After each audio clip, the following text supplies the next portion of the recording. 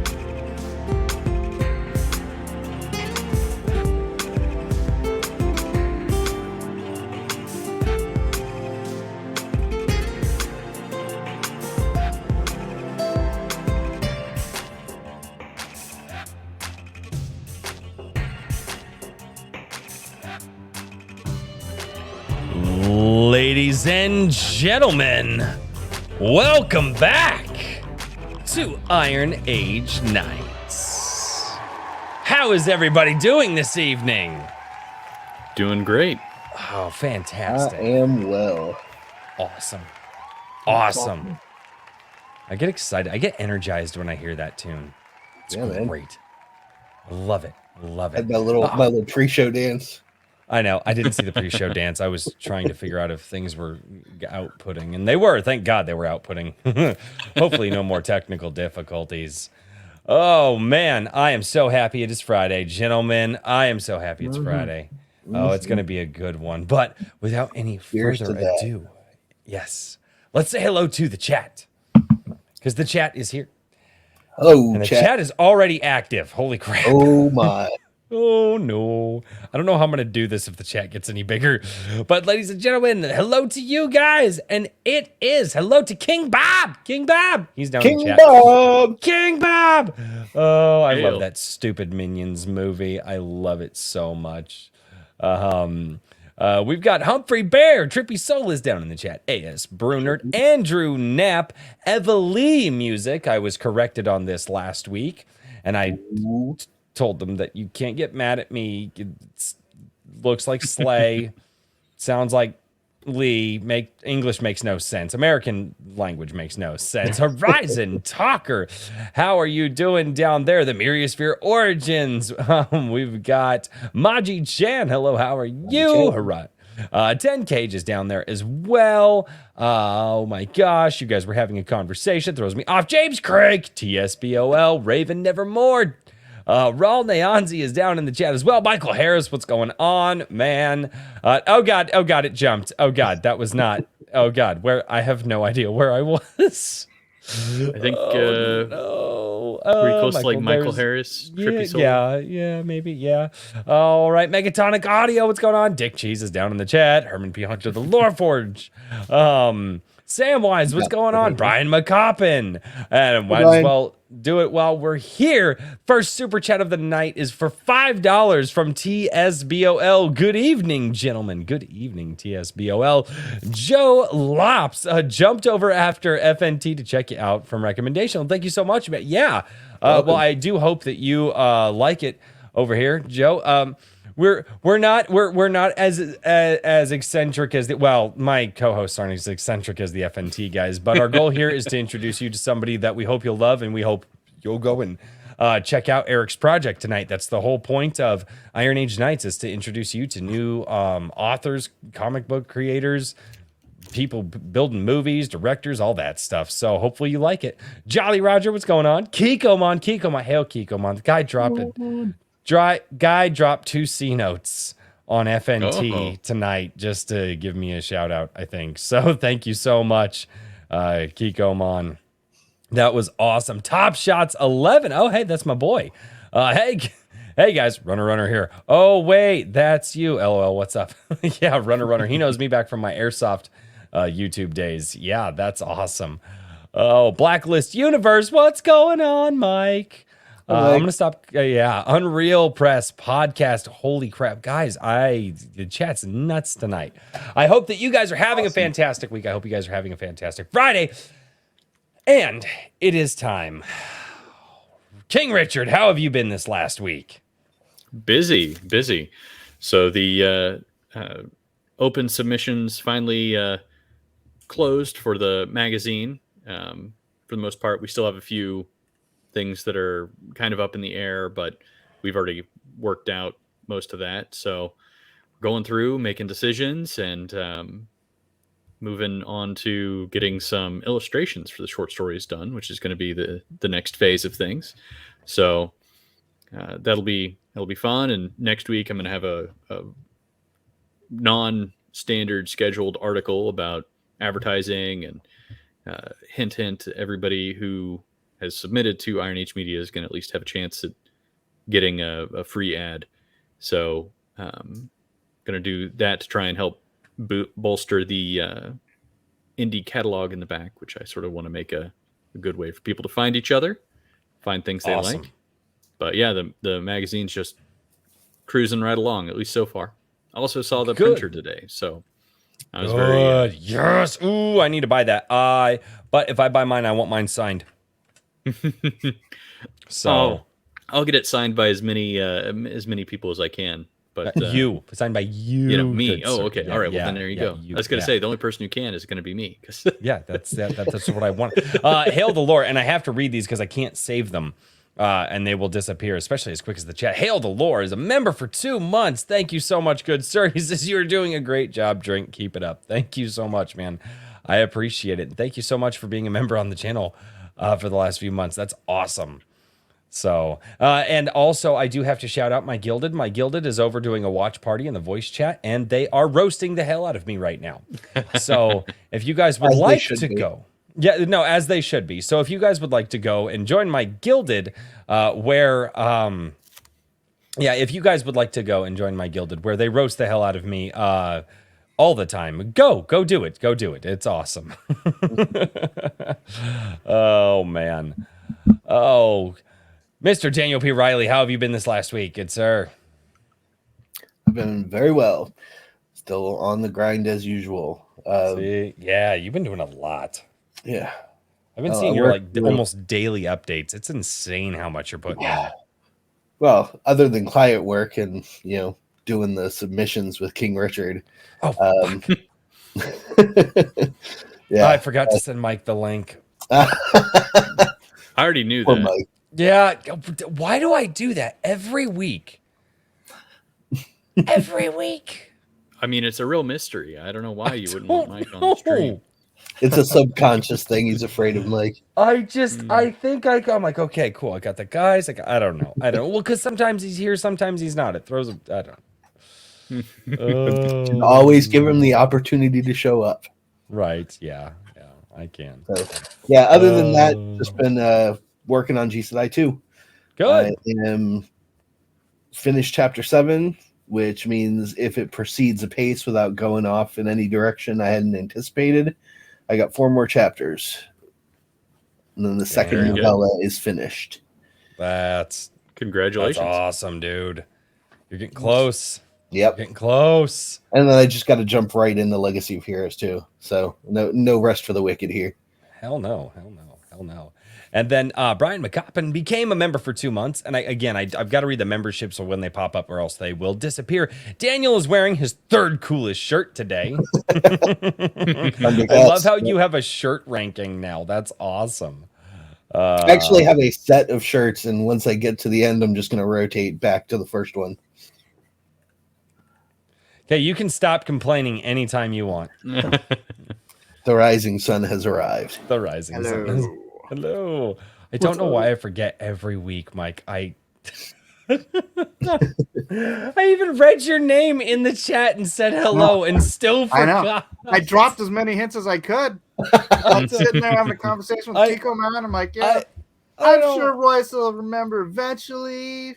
No, I'm gonna have to add it to the pregame. you are. You're gonna have to remind me. At 15 minutes before the show starts, I always my ask God. for the link to make sure that he's actually ready. So I'm going to have to add and send it to Mike. All that bush lights going to your head. Hey, Eric. I know. Mike? I know. How you doing, bud? Good. And ladies and gentlemen, the man, the myth, the legend, Mr. Mike S. Miller, the rising sun. Sir, how has your last week been? Good. Good. Just wow. God, and ladies and gentlemen, Don't let on any more than you have to. yeah, you say that. You say that. And ladies and gentlemen, our absolutely fantastic guests this evening who has an insane project out on Indiegogo right now. We're going to drop that link down below. And sir, I am going to butcher your last name. So I'm going to say your first name and you're going to say your last name for me. Because in my head, I say it right, but I know I don't. So Eric Ninaltowski. Okay. Yeah, not how I would have said that. Pretty much like it's spelled. Ninaltowski. I went with There's just too many letters. Like a Ninaltowski. Not That's Ninal. how I pronounce it. He tries to Yeah. correct me, but I'm like, yeah, whatever, dude. Awesome.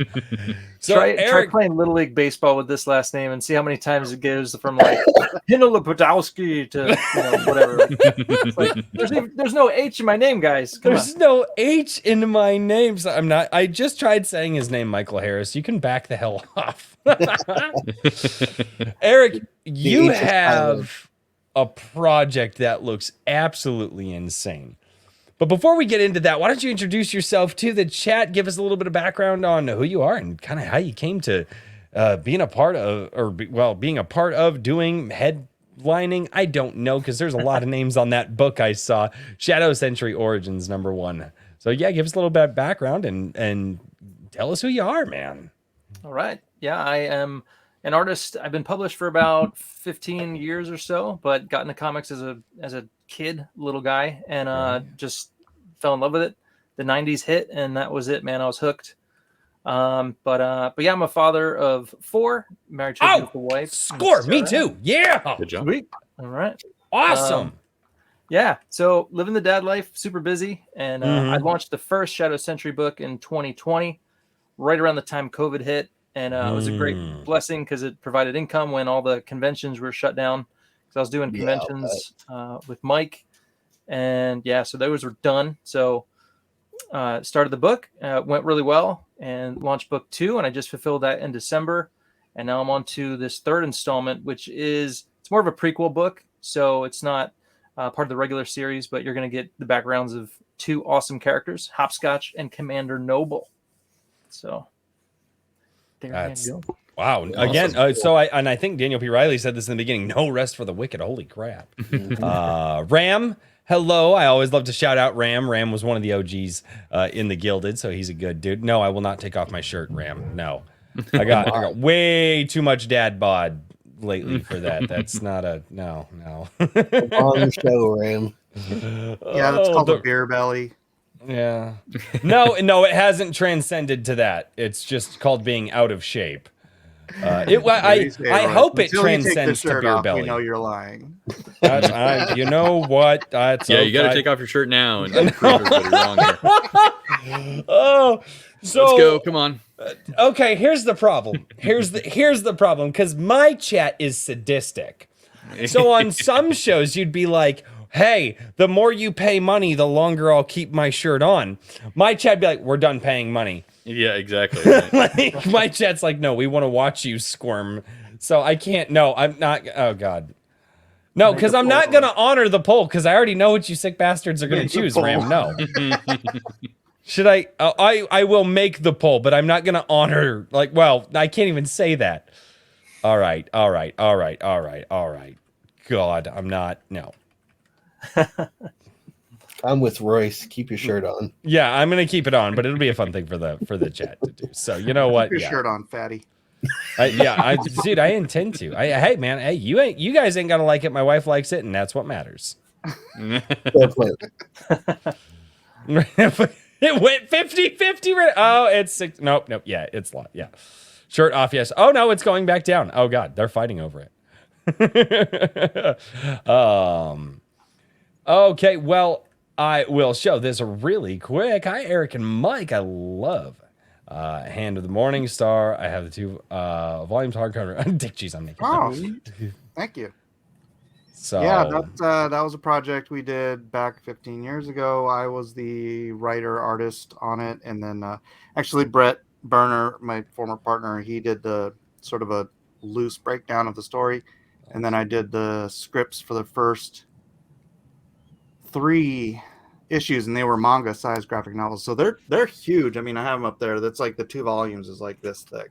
Wow. Oh, damn. And then Wow. after I did the art on volume 1 and volume 2, and then Eric, you came in on volume 3, right? That's right.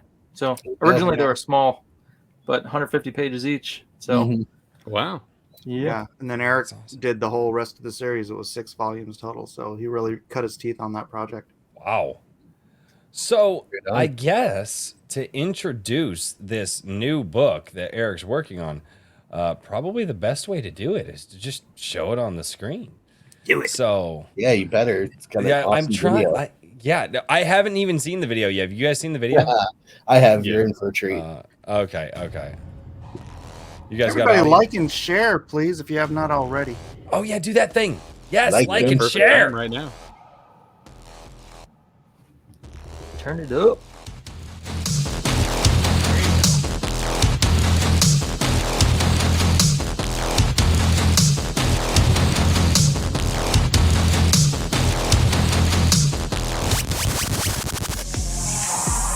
That's killer. Where did you get this music? A friend of mine, actually. That's baller. That's awesome.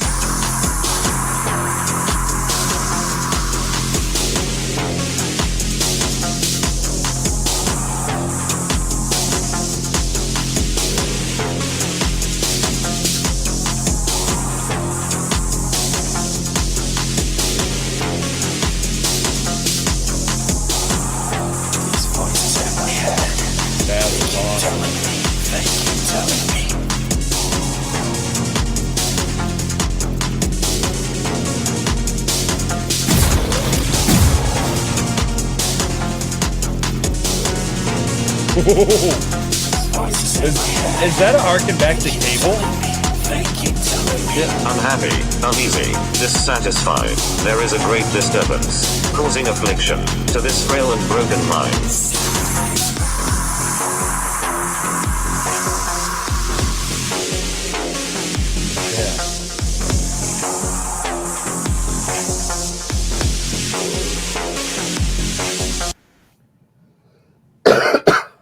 All right, well, I'm sold. Right? That is absolutely 100 backers. Nice. fantastic. Yeah, no, he's killing it right now, ladies and gentlemen. That was at least the first look on this channel for Shadow Sentry Origins #1. Eric, give us the breakdown, man. Where are we at? What are we doing? How we do? What's going on? All right. For those who are new to the Shadow Sentry universe, basically the quick pitch is it's an X-Men meets the Matrix superhero team book with a supernatural twist. Humans who have near-death experiences, they go to the other side, and when they come back, they're bringing part of the Eternal with them. They're bringing back supernatural abilities, and thus are born the Hellborn and the Highborn.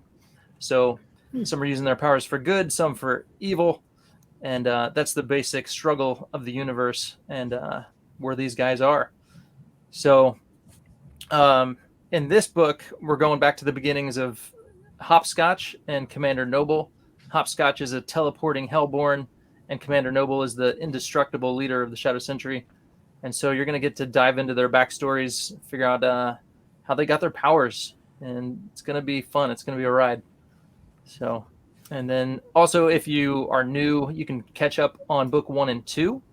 And because in the regular series, you're kind of starting in the middle. And so rather than start from the beginning, there's a lot of characters. I don't know why I started with so many characters, but I did. And so I'm kind of slowing things down. I'm kind of going back to the beginnings of a few of these characters. And I allude to a lot of backstory in the regular series with Commander Noble and Vengeant, who is the leader of the Hellborn. And so I kind of want to tell that story. And it starts here with Commander Noble's backstory and how he became a Highborn. And he's in Afghanistan after 9/11, and has a run-in with the Taliban, and he gets his supernatural power of indestructibility, and he gets to just go buck wild. So that'll be fun. And I can't show you the cover to the book because it's going to get me banned or something if I show it. So. Oh no! Oh no! Wait. Well, in your shadow DM band, me the cover correct? of the book. I just want to see it. Just like snap a photo of it. Right? I just want to. You're like, it'll get me banned, and I'm like, wait, but you can't just drop that and then like. It's like telling the chat, no, you can't do that. Well, if you look at the cover, you can tell what it is, but it's like, I'm not gonna show it. Gotcha. But oh man, no, I will say this: the artwork is fantastic. I wanted to ask, just a lot of the stylized blood pattern that you went with. I feel like I've seen a similar stylized blood pattern before. Did you draw from anybody for that type of artwork or anything like that? Or am I just reading too much into it? Or you're just like, nah, dude, I just want to make it look cool.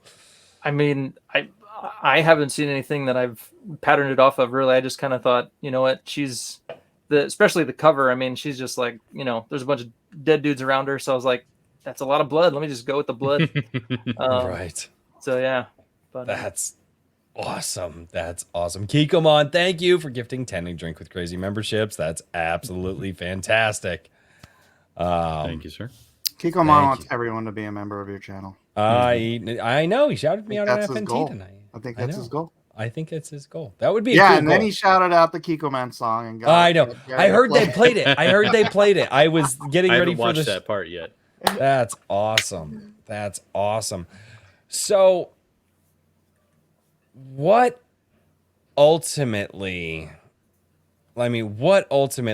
gets you into this story? What's the big draw for this story, and how it's going to suck somebody into the world that you're creating? I think, when I created this story, I went with something that everybody could kind of relate to, like the whole biblical narrative, heaven, hell, those types of things, light and dark. It's overplayed, but that's what we have to go with. Good versus evil.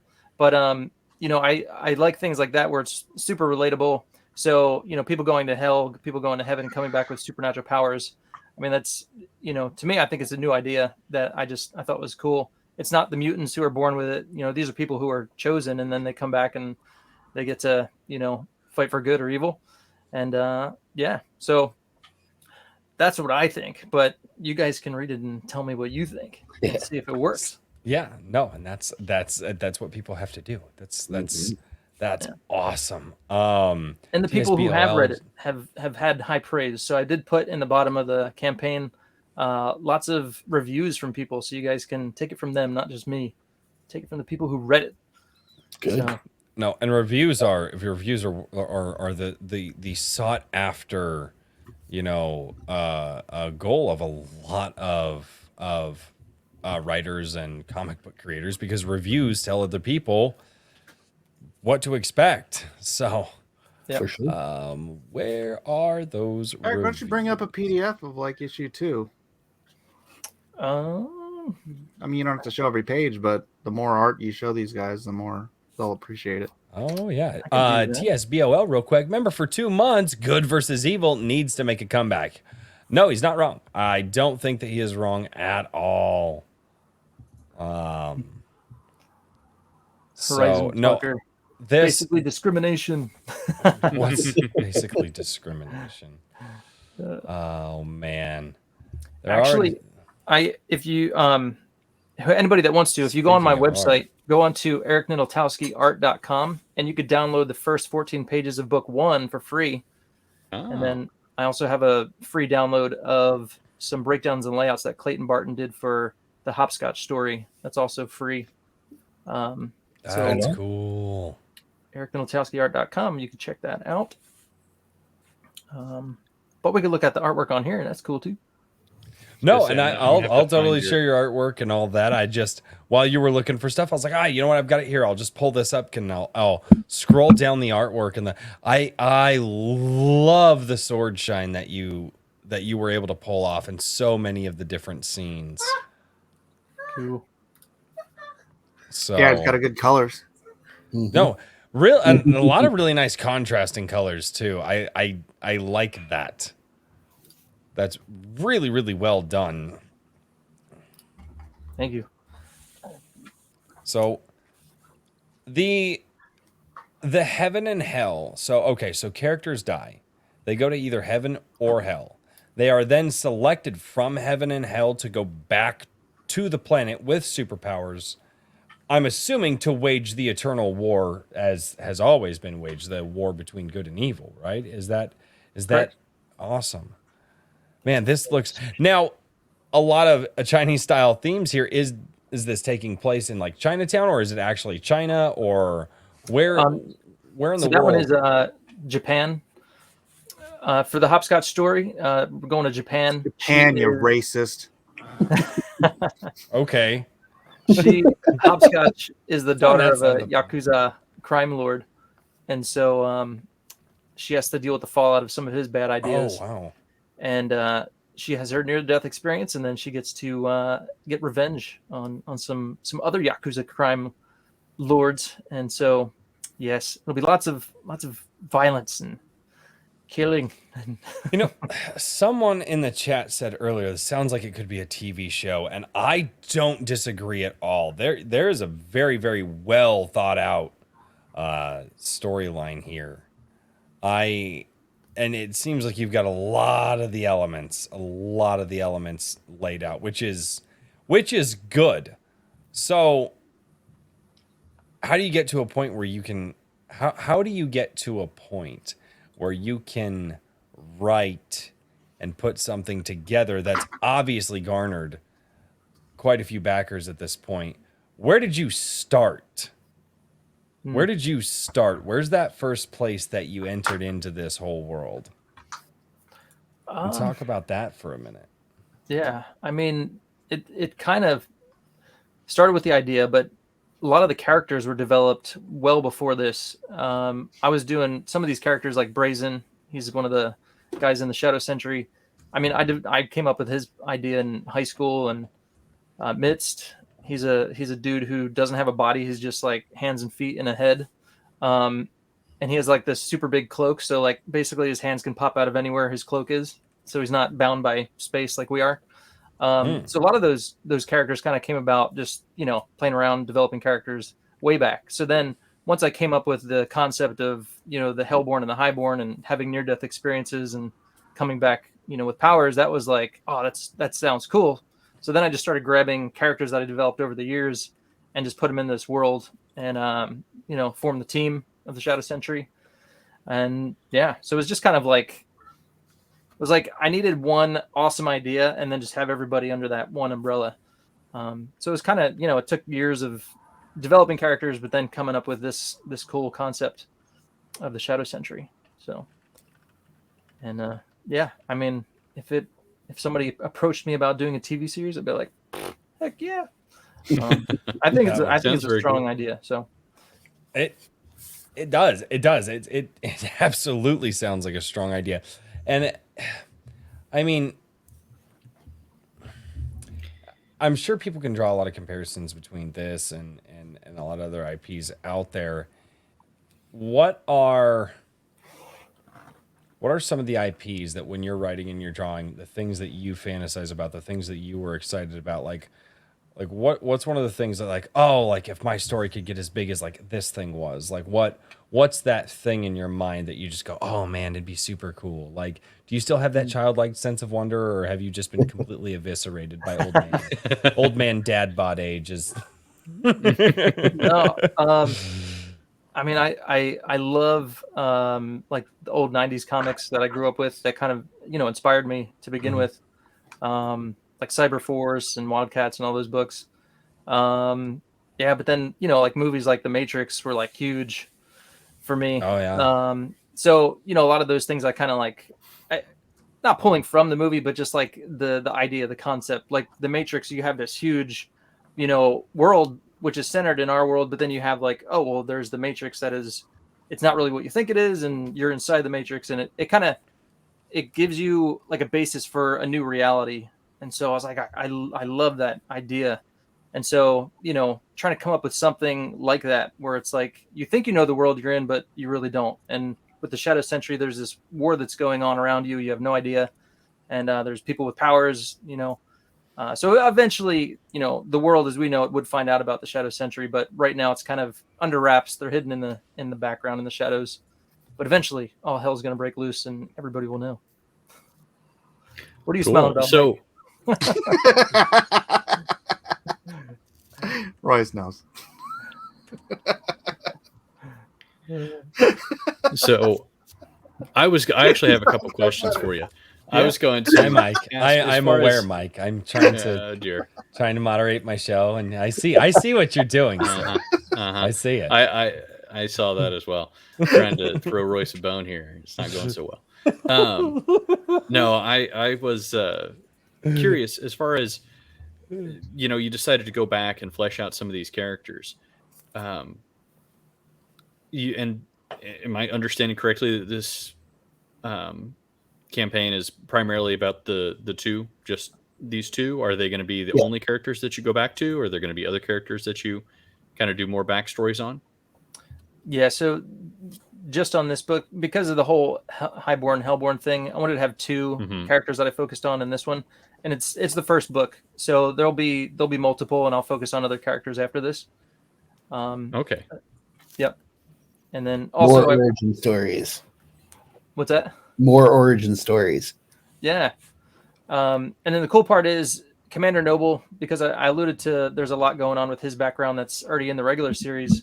By the time I get to issue number 5 in the regular series, all the stuff you're learning in the Origins books will kind of set the stage for the second story arc. So that'll be cool. Nice. Are Hellborn redeemable? Yes, they are. Isn't Hopscotch part of the Shadow Sentry? She is a Hellborn, but yeah, she's in the Shadow Sentry universe. But so technically a Hellborn hero-ish.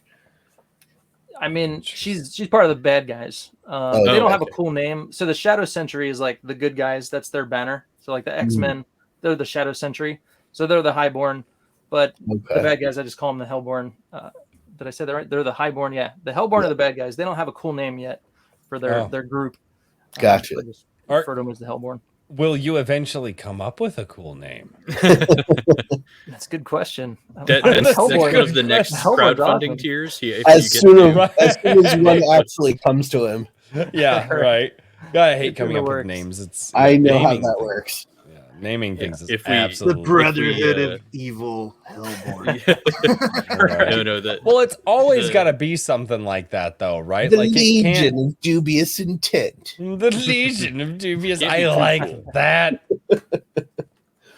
The Hellfire. I think you should make for your next campaign one of your campaign goals that you get locked in a room until you come up with a 50x your campaign goal. You get trapped in a pit with some guy like from Silence of the Irredeemable. Lambs, and until you come up with a good name. So I'm just trying to throw out some guerrilla marketing suggestions for you, maybe. But oh wait, that was a Mark. Yeah, Richard's been on this kick of threatening people's lives in order to drive. No, I never said it's that. Been exactly. the kings do what they want to do. Yeah. I mean, if we're trying to call them, it's just as a you come across a demilled RPG and it just makes you think about some things. That's all I'm saying. And boy, does Richard think about some things. Wow, oh my God. We've got some great suggestions in the chat. Yeah, we got the Meanie Club, the Sulfur Sentry. I was gonna go with the Shadow Scorned. Because as a play on because they're the bad guys, right? And so the bad guys always want to kind of poke fun at the good guys. And so where you have the Shadow Sentries, you have the Shadow Scorned. I always like if they wanted to one up it, it'd be like, all right, we're the Shadow Millennia. Right. Right. And you're like, but that's not the Sentry. Shut up. Shut up. It's like, no, it's a different kind of Sentry. You don't understand. We're the awesome guys because we're awesome. Right. We're awesomer than you. Super bad guy, awesome, super bad guy club. They're not a bunch of woke weirdos. They're more intelligent than that. See. Yeah. Good deal. Oh man. Daniel, Richard, what are your thoughts? What are you guys thinking?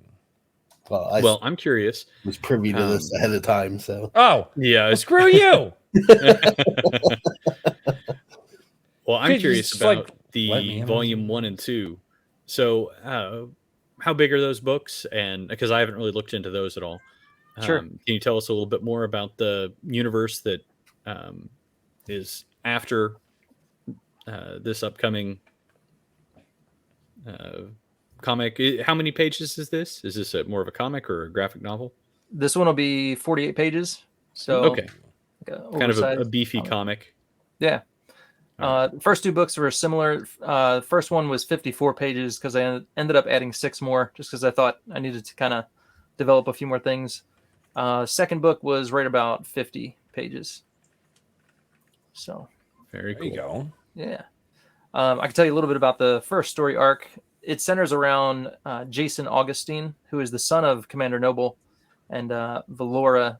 So they, she's a Hellborn, he's a Highborn, and they have a child, and he's sought after because this has never happened before where you have a child of a Highborn, Hellborn. And so this kind of like chase ensues, and the son is lost. They think he's dead. The mom has these like witch like powers, and she kind of hides him in this orphanage, and she like basically changed it into something that looks like a construction zone. So they have no, they don't know where to look for him.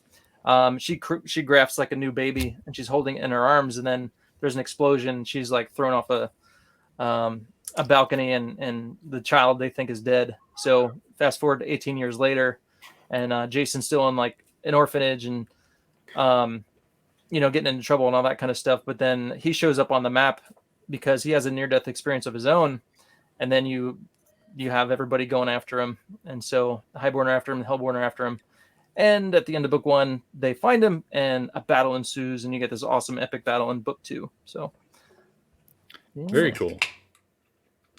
Yeah. So with book 2, I guess that you're kind of, would you say that those kind of form the basis of where you're wanting to jump off from? How many? What I'm curious about is like how much you have a ton of other stories going for this universe overall. I mean, I have one main kind of story arc. That follows kind of like Jason and his story. But then, I could do the offshoots with the background stories and all those things. When you get to the second story arc, then enters like this new group. They're called the XI Hunters, and they're hunting down the Shadow Sentry, and they have history with Commander Noble. It's just an ongoing thing. So I want to, I'll keep it going as long as I can, as long as people back it. I'll keep it going. Awesome. Now. Can you buy those? Can you buy book 1 and 2 now, or are they only available through the Kickstarter? Yeah, so I have, or the crowdfunding. Right, you can get book 1 and 2 on my website, ericninaltowskiart.com. I have around 50 or so left of the first print run, which Mike didn't cover, by the way. And so if you back it and you want to get it on the Indiegogo campaign, you can. It's just going to have a second printing cover, and there it is. Nice. Ooh, give it just a second, Mike. Give it just a second. There it is. Yeah. Man, that looks gorgeous. I both love and hate how shiny comics are, because it's really hard to show them on screen. God, that looks stunning, man. Absolutely. Very nice. And that you do harken back to the 90s era for sure with some of the artwork. Mm-hmm. That looks awesome. That's me. That's not art. I don't do 90s. Oh, the character designs. That's all Eric. Yeah. Mike, when did you get your start? When did bro. you get your start in comics? 1992. Oh, Shut up, Royce. I was a year old. I was going to say, Royce, were you born yet? I was a year old. Well, wait, early 92 or late 92? Summer. Okay, I was not a year old yet. I was 13. Oh my god. I was 20, so what are you gonna do? What are you gonna do? Yeah, there's not really much you can do. I don't do 90s. I'm like, wait, when did you? No, that means that I grew up reading comics in the 80s, and that's the best time for comics. So it's like, Truth. Yeah, but there whole was a 90s definitive, thing. but there was a stylistic difference between the 80s and the 90s. Very much unless so, I'm- and I don't do 90s. Thank you very much. Yeah, I was did a bit 90s surreal. in the 90s, and I got over it. Yeah. Well, nostalgia's gonna kill us all. I'm more of a golden age guy. Eric myself. will never get over it because that's when he grew up, and he still thinks Jim But- Lee's a good artist. So whatever. So whatever. It'll Eric, change, stop I'm hurting sure. Mike. Stop hurting Mike's feelings. He's sensitive. Oh God! I can show There you we go. some artwork if you like. What the hell happened? Awesome. Sudden video inception. I wasn't sure when you're gonna show my screen, so I was waiting. But this is my cover to That's book cool. one. That's really cool. I like that. And there's Jason Augustine. Dum, dum, dum, dum, dum, dum. So Mike S. Miller, cover C. Oh, yeah. Kevin Sharp did on. Who else? Who all did the covers? So you, Kevin Sharp, and Matt Weldon. Yeah. Right. So here's a homage to Uncanny X-Men. Gosh, what was it? I forget the issue, but anyway, this was something in a comic Jim Lee did, and kind of stole it. Did a little homage. So here's some. That art. was absolutely fantastic. Very cool. So this guy is Vengeant, and some other guys is Torture. Ember. You can definitely tell it's not your first rodeo. Like there's a level of detail in Did those what two you're guys putting together. combine to make one bigger dude? They did. That's Interesting. Wicked. gay. That's fusion. Sorry. I'm sorry. Hey, that 90s humor, right? I like that though. I believe they're siblings, right? Yeah, brothers. Yeah. Fusion and fission. So incest is what okay. you were going for. Come on, Mike. Oh, God. A little brotherly love. taken I too far. almost went there as soon as he said brothers, and then he fucking. You're killing me. Oh God! Welcome to a Drink With Crazy, Eric. Yes. Oh, Welcome to the God. madhouse, Eric. Yes, indeed. So this is Valora. She's got her baby, and then she hides him away. And this is what I'm talking about. She just kind of waves her hand and changes the structure to look like a construction zone. And there you go. I've always. So is that actual reality warping, or is that more illusionist? Probably more reality warping. Okay. Yeah, because Wait, it so all the kids are now in like what, like nail carriers or something? What's? It's got to be an illusion. One of them's dude. trapped the kids inside inside a are still in an orphanage. oxygen bottle. yeah. I mean, it's yeah. So she controls what people are seeing. Yeah. I mean, I guess Right. the reality of it is the kids are still inside the orphanage. Yeah. So okay. Okay. Thank you, Mike. It's an More illusion. illusion, yeah. It's like, Well, I had to ask they're all because it's hanging just from I. rafters now. Why is this happening? What happened to the floor? First my parents, now my Oh, bedroom. Get good, little scrubs. Get good, little scrubs. Oh God. Poor little orphans. Their parents ran away, and then their bedrooms did. What the hell? Oh God. Oh yeah. Actually, I think this is a record for going off the rails. 44 minutes into the episode, and we're gone.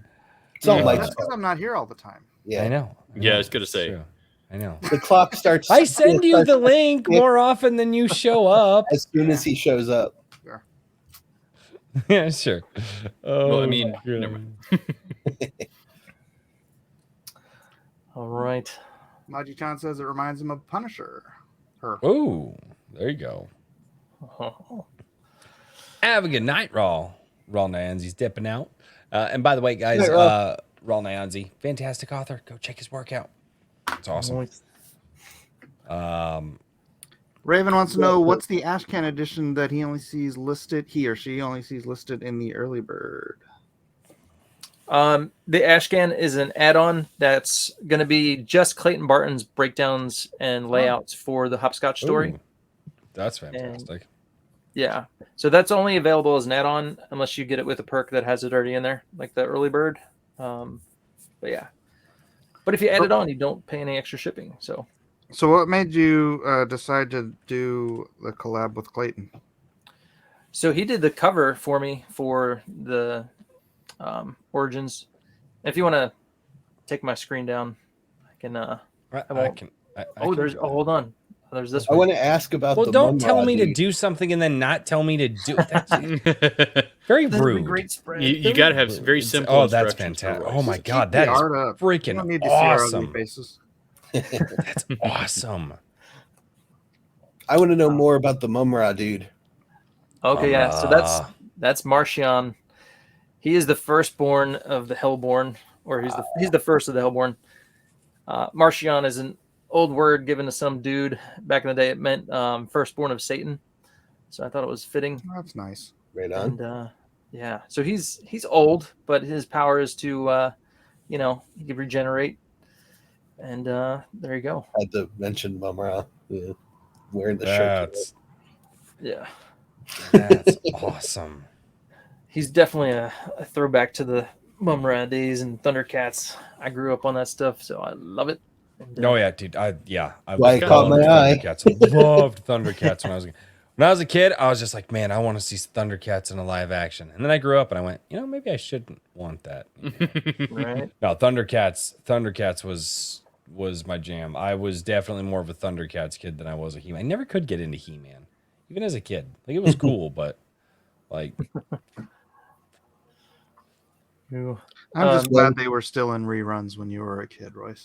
Yup, me too. Well, the cool part is that I could go to we go to the Blockbuster, or we had Hollywood Video, or even local family owned, video stores, and pick up the VHS, and I would pick up the VHSs of the Thundercats and stuff like that. So. For what was it for rentals? I think rentals for 2 or 3 days, it was like $1 a day or something like that. It was ridiculous back then. It was great. Yeah, they got you on the late fees though, because you never returned them on time. Oh no, we did. Dad would have whooped our asses if we wouldn't have returned them on time. Everybody got caught in the late fees except for me, because you wouldn't have wanted, because if Dad had to pay a late fee, not only were you going to get your butt whooped, but then you had to figure out how to pay him back. Yep. Oh god, man, those are just absolutely fantastic, man. Mm-hmm. And so how is this project going as early on in its early phases as your other projects? Are you seeing for lack of a better question here, are you seeing the same success more or less based off of just the first few days or first week that it's been out? Like how has your first week been in comparison to your last few projects? Yeah, so let's see. Book 2, I know I went back and checked, and on day 3, I'd already raised 10,000 on that campaign. Mm-hmm. So people were like, just getting in there right away. So I'm a little behind that right now, but I don't know if it's because A, the economy, B, the time frame when I launched book 2 after book 1 was a little bit longer. I feel like it was maybe a 4-month period. This one was like right away. So maybe there's like a 2-month gap. So, I don't know if it's just like people like, oh yeah, I'm going to back it. I just, not yet, or, just taking their time. I really don't know, but it's still 9,000 is good. Oh God, no. Yeah. little There's a behind. lot of attrition in Comicsgate. Nobody wants to talk about. No, well, I know. I've seen you. I'll talk about it. Oh, I know. I've seen you talk about it. No, and you know, that's just one of the questions because it seems like you guys are. I mean, especially certain guys. I know JDA, and then a few others that I've. Always seems like you guys are just like it's like you finish up one crowdfunder and you're just on to the next, right? And it's just bam, bam, bam, bam, bam, and you just look at that, and it's a business model that I don't fully understand, and that's kind of why I asked the question that I did, is because it's really not that you show up on Wednesdays to the comic shop anymore and you know find the book you're looking for, the new release or whatever. It really is just a different model, and that's. You know, looking at how guys do that and how often they're doing it. And generally it's just one dude, right? Usually it's very, very seldomly is it a team of people that I've noticed. And that's kind of, so anytime I can ask those little questions like, hey, how is the success of this one versus the other one? Because I'm still trying to learn everything that you guys are doing. I mean, did you start with crowdfunding or is it a different business model? Are you still trying to learn it? Like, where are you at? I started with crowdfunding. Because right around, well, once Mike told me about Comicsgate, I was like, well, this is the audience I want to reach, you know, like, because, you know, my dream was always like, oh, I want to work for Marvel. I want to work for DC. And then, you know, after a while, I was like, I don't want to work for them anymore. Mm-hmm. And then it was like, well, now I could do my own thing and I can do my own ideas. And there's a crowd for it and fans who want it. And I was like, this is the perfect time, I felt to launch. So that's when I launched when I did. And book one had a great response. People really liked it. And, book two, like right away, people were backing. And like I said, 3 days in, I was already at 10,000. So I was like, yes, like people like it, and I was like, that was my confirmation. Like, okay, people dig it. And book two did a little bit better than book one. And now, I'm only, it's only a week and a day since I launched this book. So, and I feel like, this one, people might not be into the whole superhero genre, but this book is going to be a little more contained stories. You got ninjas and Yakuza and a cyborg samurai and, military stuff. So this one's going to be a little bit different than the other stories I'm telling. So I feel like this book would have familiar. Yeah. Like this book would have more to, to offer other people who aren't like so much into the superhero genre. Did you give up on the cons? I'm doing a few. I'm doing WonderCon, doing the Phoenix show, doing San Diego. Mainly I'm sticking to like local ones. Are you sticking to the prints or are you trying to promote Shadow Sentry at the cons? I found that people are more into the prints and artwork than they are. Yeah, obviously dude, that's why I just started doing just prints, right? Because that's the money. But yeah, dude, Brian Polito, he goes to all those cons and he pushes the crowdfunds and he gathers emails and he builds that market outside. He doesn't even do YouTube. And he has been building. You just go on Kickstarter and you track his things, man. He started at $70,000 and now he's making like $500,000. And it's constantly growing, right? You may have ups and downs depending on what he's launching, because he has like 3 different series. He's got like Evil Ernie and then Perdition and then the big one, Lady Death.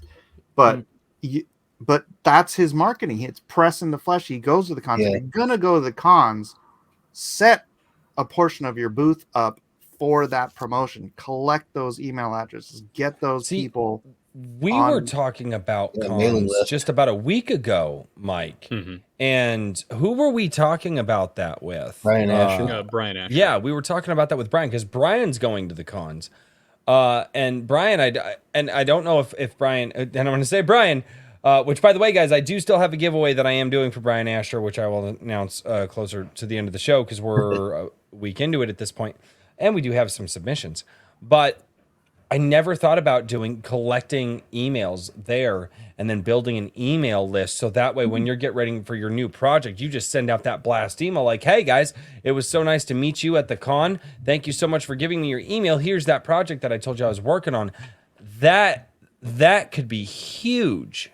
That's that's the model Brian Polito does, and he's bar none Mhm. as a business the most successful guy in crowdfunding, because he Really? does it like he launches something every 2 or 3 months, and he's just constantly doing it, constantly going to shows, constantly growing. Well, because he's not crowdfunding online. I mean, you Yes, could he is. argue He's that on his Kickstarter. you could argue his crowdfunding happens in the real world. Person in the flesh, right? Yeah, and there's just a delay there because he's got to, type the. That's interesting. Yeah, I and never that's what I was thought saying, about that. because Comicsgate has a lot of attrition because it just the way it's set up. And that's why I much prefer what the Iron Age is doing, because we're broad, right? It's broad based. We're going out. We're reaching more people outside. It's not so insular, and so the attrition is bound to be carried over by the growth, right? You have to have enough growth to tackle attrition, otherwise you just shrivel up and die. And it may take a while to show, because there's people that'll stick it out till the bitter end. But what you want in a business is growth. And so if you're doing cons, then you do the print sales, obviously, because that's bread and butter. But take part of your table and just set up, this is what I'm doing. Have a tablet out. This is what I started doing towards the end of my cons, because even before Comicsgate, I was going to crowdfund. And my friend told me the first thing you do, you build up an email list of at least 4,000 people. Yep. And I'm like, wow. I'm going to start doing that at cons. So I started collecting things, and I had a little print of Lone Star, and I was like, this is my project. This is what I'm going to be doing. If you want to sign up for the crowdfund email list, then do that. But do it digitally, because I had the paper and I'm like trying to read these people's freaking emails. Like, right. Nobody knows how to write. That's a big issue. That's a big issue. Yeah, one of the things I want to try and do is or one of the things I'm kind of looking at trying to do is like getting some con space. Not I don't know if I'm going to do it this year or not. It's kind of con up in the space. air. I want to see that book now. Right. But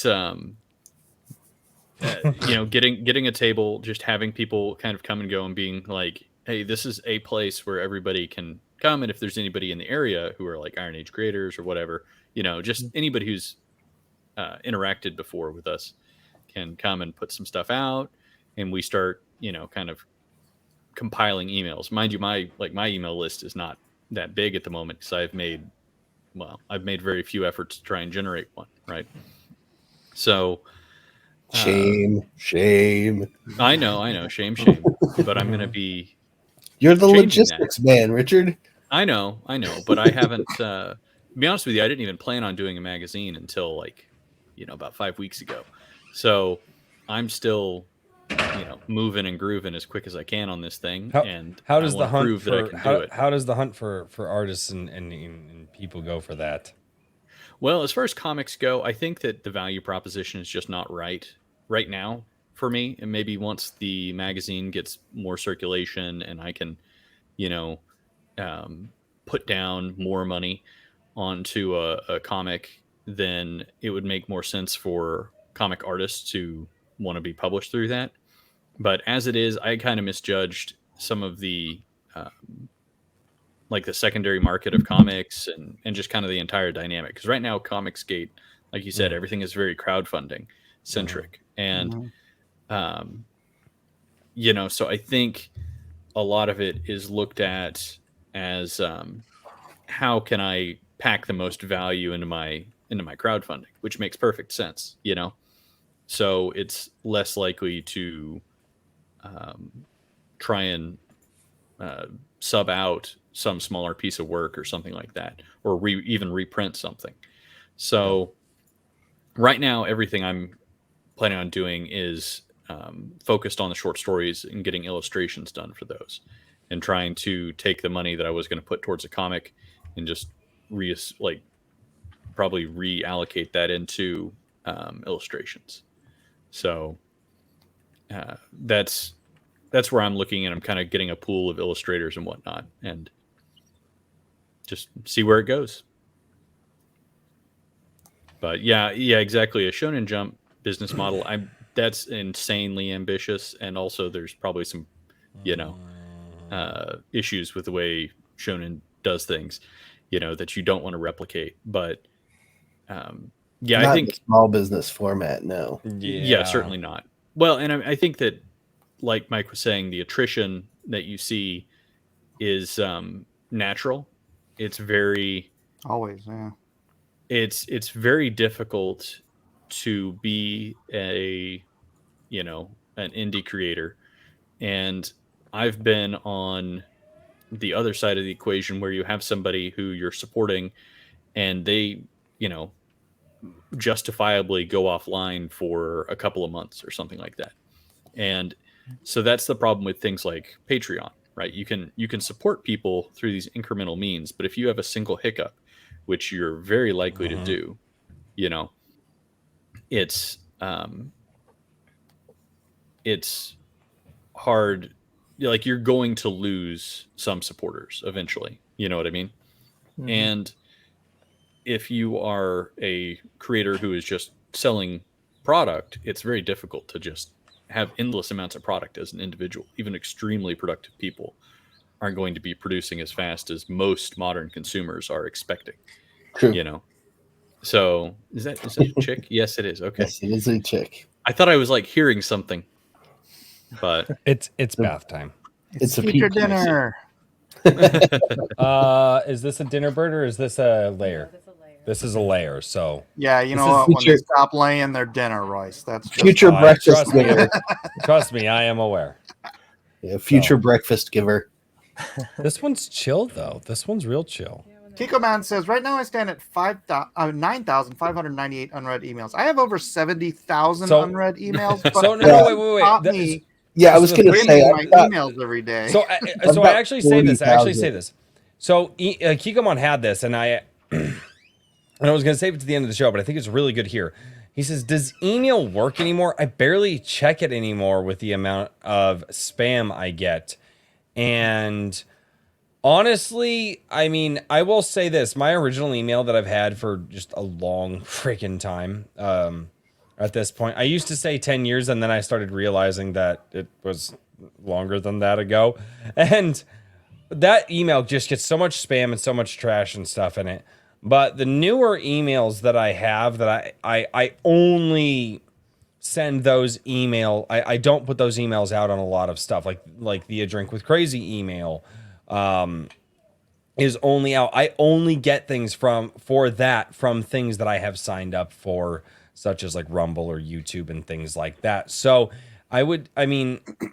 for me, the email notifications do work because they let me know that people are uploading on the channels and the platforms and the stuff. And I also get notifications from guys like Rob Rhymes, from 365 Infantry, from all the stuff the Substack guys are doing, because I've gone over there. So I would say that if your email just gets a bunch of spam and a bunch of junk in it, make a new email specifically for the things that you want to see for the new projects and things like that. I think the point he's making is, it is an email list worth doing, and I'll tell you Yes. personally, yeah, it very much is. But in if you're going to a con or something, this is a two-way street nowadays, because you can set up a QR code to go to a link tree to have people follow you on whatever social media platform they're comfortable with, Yep. that you also frequent. And so say, As long as you here's frequent my it. link tree, please do that, plus also sign into this email. That way they may be following you more diligently, maybe. But you also have the option to ping them with an email. And if it's like, look, if they signed up for it, it's because they want your information. That means you can email them twice a week if you want to, until they get annoyed with you. Doesn't, Right. whatever it is, as long as you're giving them valuable information that you're sending them, or offers, or whatever it is. It's like, every time I do an email blast out, like I ran the Shadow of the Conqueror campaign, right? And so I had the email list, the previous email list from when people signed up to get information. Every time I posted an email, we would get sales, which means that most of the people didn't back from the first email I sent them. Right. They didn't back from the second one. They didn't back from the 10th one. Right? It's like every time I posted something, some of those people would be like, oh, I was waiting for that, and I missed the last 20 emails or whatever it is. It's that people do. In advertising, they say that you have to see an ad 7 times before anybody acts on it. Right? So it's the same thing with emails. You gotta hit, but yeah. Hit the button. The button. Be like Nemo, guys. Touch the button. Touch the button. The like button. Yeah. That's a Sunday coffee thing. You guys wouldn't know. You don't show up to Sunday coffee. It's fine. If you have not yet, please smash that like button and share this out to Twitter or Facebook or wherever you frequent in your social media lifetime. Let's get some more people in here. Yes, please. Yeah, that'd be cool. Yeah, that'd be cool. So I can't help there. So what do you think, Eric? I dig it. Yeah, go to ericninaltowski.com and you could sign up for my email list. And, it won't cost you nothing. Yes. See, the problem with Eric's version is his last name. yeah. But that's why we I shared the link in the chat. Call himself, do something like Eric Nines or something that's easier to spell. So please, that for the love of verbally God, tell somebody to go to their website. They're like, Eric, what was that? It's like trying to set. It's like telling people go to BillSienkiewicz.com. What? There's about 4 ways I thought in my brain as soon as you said that. I'm like, how would I spell that? Right. Oh God. Or I mean, dude, ShadowSentry.com would be so much easier. True. Well, when I built ericninaltowski.com, Shadow Sentry wasn't even, a thought in my mind yet. Right. Yeah, it's like $2 to get a new web address. Yeah, iterate, man. I was gonna say it's not like you're trying to buy ironage.com or something where somebody is already sitting on it for $5,000. Oh yeah. That's why it's Iron Age.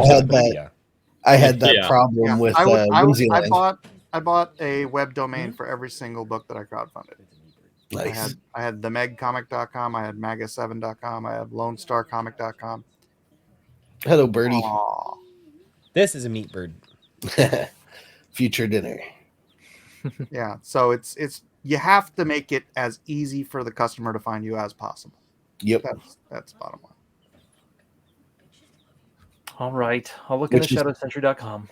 Which is hard. For like 4 years. Boy, that wasn't Eric. hard. You're gonna listen to me on this show? I doubt it. The Myriasphere Origins. Iron Age Media. You need to look up emails. Yeah. Myriasphere Origins. Do that thing. Yeah. Kikoman. Hopefully Kikoman, get it. We'll talk. Oh, yep, I see it. It just popped in from Myriasphere. Yes. Over here in the locals chat, real quick for 420. Like buttons and stuff from Wrangler. Wrangler Frequency Studios, the fantastic guy who wrote Haley Starbad Kitty. Thank you so much, Wrangler, for the $4.20 over in the Drink the Crazy locals chat. I still suck at figuring out the timing of super chats. I'm never good at this, and yeah, that's just how that's how I do. Oh God. We're in a lull. Go ahead. It's not a lull. I mean, there's a very good cover. One could say that I in fact caused the lull. So, oh man. No, embrace the lull, right? Embrace the lull. I can't embrace the lull. So my wife and I were sitting down, and I think we were watching Tulsa King like a week or two ago, and I was just chilling. I was actually relaxed, and my wife was like, "Are you okay?" I'm like, "Yeah, fine." Like, why? She's like, "No, just wondering. Just want to make sure you're okay." Yeah, I'm good. 5 minutes later, she says, "Babe, are you good?" I'm like, "What?" Yeah, like I'm just enjoying the show. Like, what's going on? And she goes, "I just never see you relax. It's really weird." Embrace the lull, Royce. No, I refuse. Embracing the lull makes things die. Oh God, and that's why Eric Ninaltowski doesn't embrace the lull at all. He releases Ninaltowski. I don't know. Ninaltowski. I don't know. Eric, I apologize. I said it very fast. It's okay. It's okay. If Twitter has taught me nothing, is you can't be offensive to a white guy, so it's fine. Right. But I can be offended on his behalf. No, you. okay. I mean, you know, you're kind of. I mean, you're a Embrace little the bit. power of white girl. Right. Embrace the power of white guy. No. The inner white. The inner whites. You've Kiko never Man seen that for meme? $2 says, Eric, show your Kiko Man drawing. All right. Let me find it. Oh, hey, there you go. Sorry, Royce was The drawing. No, I told you. I literally try to save them all to the end. Like, because I try. But I do know that Eric has to get going here soon. So if anybody has any questions for Eric about his project, drop them now. Because I know that he's, you know, he got dad life and stuff to do. So, I have yeah. no questions. I am loving it, though.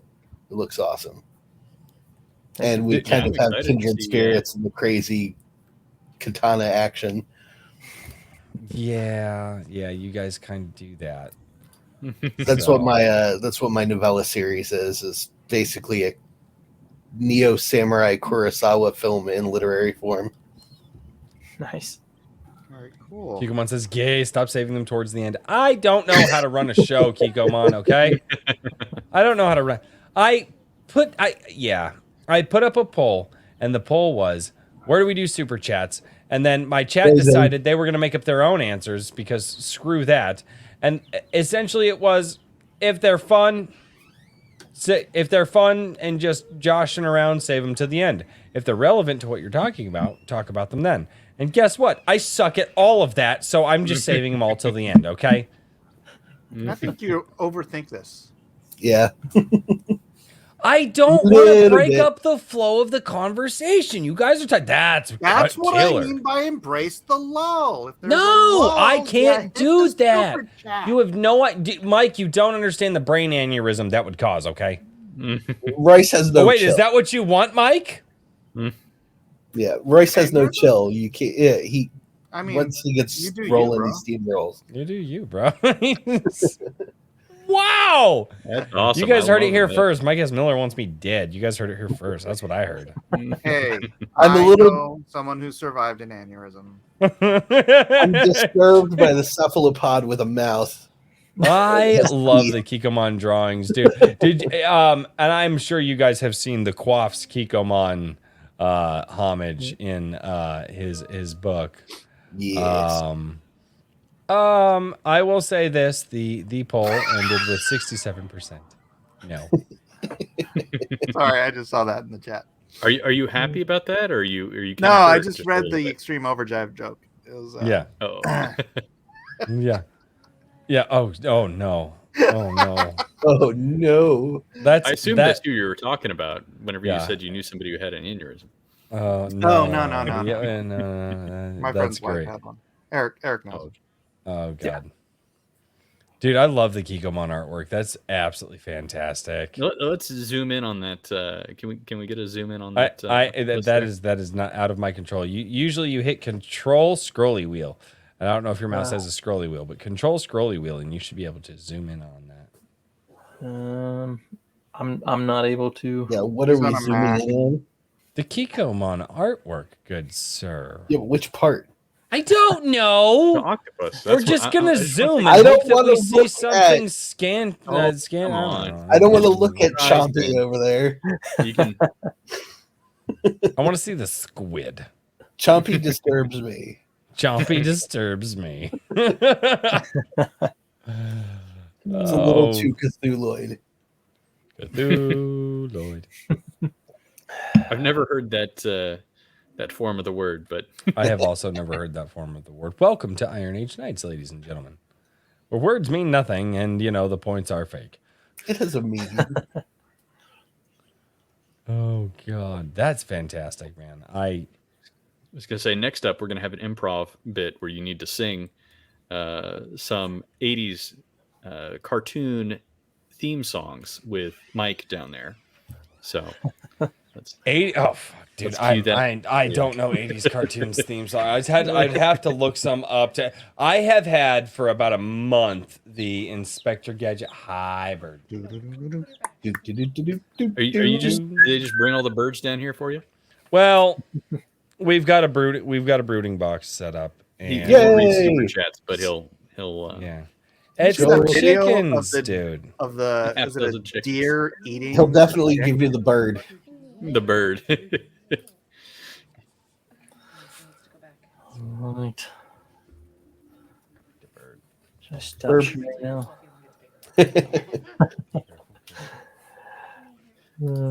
Yeah. My wife's getting mad at me because she carries the chickens and they freak out and they're chirping because apparently when baby chicks chirp, they're actually nervous. She gives me any small animal like that and they immediately calm down. And she's like, "Really? I'm only the one that takes care of them literally all the time." And I'm like, I can't help you there, babe. So she's spoiling them. That's why they make so much noise.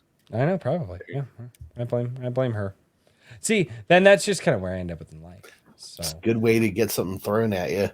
wouldn't be the first time, sir. You just got to learn how to bob and weave. Bob and weave. So, guys, I don't know if you guys have any questions down in the chat. Richard, if you would watch the chat for questions. I know, Eric, you said you only had about an hour and a half, give or take. Yeah. All right, so I'm going to actually divert to super chats a little bit early. But before I do, Eric, I need you to give one more plug for your fantastic project that you're doing, and we will drop that link down in the chat for you. Is the Awesome. link in the description? Yes, it is. Cool. You think I'm that, like, really, dude? Don't ask him that. I shouldn't, but I Setting yourself up for failure. I know. That's why I stumbled my words and acted like I ran out of words. That Like was halfway out of your mouth. I was just like, well, it's like, come back, words. No, come back. No, words don't come back. It's especially on the internet. Words never come back at you on the internet. Truth. Well, here I'll show you guys this. This is a new cover to book 2 that's available on the campaign. This is my character Nice. Bloodbane, and this cover is available on the campaign. Let's see, I printed 175, so once they're gone, they're gone. But yeah, so if you like quality books, if you like team books, if you like just cool guys that remind you of other characters, then you're in the right spot. Yeah. That's awesome. But yeah, so I mean, I'm super proud of what we've put together. I feel like it's great stuff, great coloring, Oh, crap. good story. Here's a little shot of the Shadow Sentry and the Hellborn. So this is from book 2. But yeah, so you can't go wrong. Great story. And again, don't take it from me. There's a lot of reviews on the website, on the campaign page you could check out. And I'm not lying. It's good stuff. So I'd appreciate your backing. And thank you guys for your time. No, absolutely. Well, thank you for joining us. Thank you for coming here and showing the fantastic project that you got going on. Back and by Shadow Sentry. Yeah. And chat loves the art. The chat's losing it for the art. The chat both loves and hates when I do this, because I have been told by several members of my chat that their wallets tend to run a little dry during the week. Yep.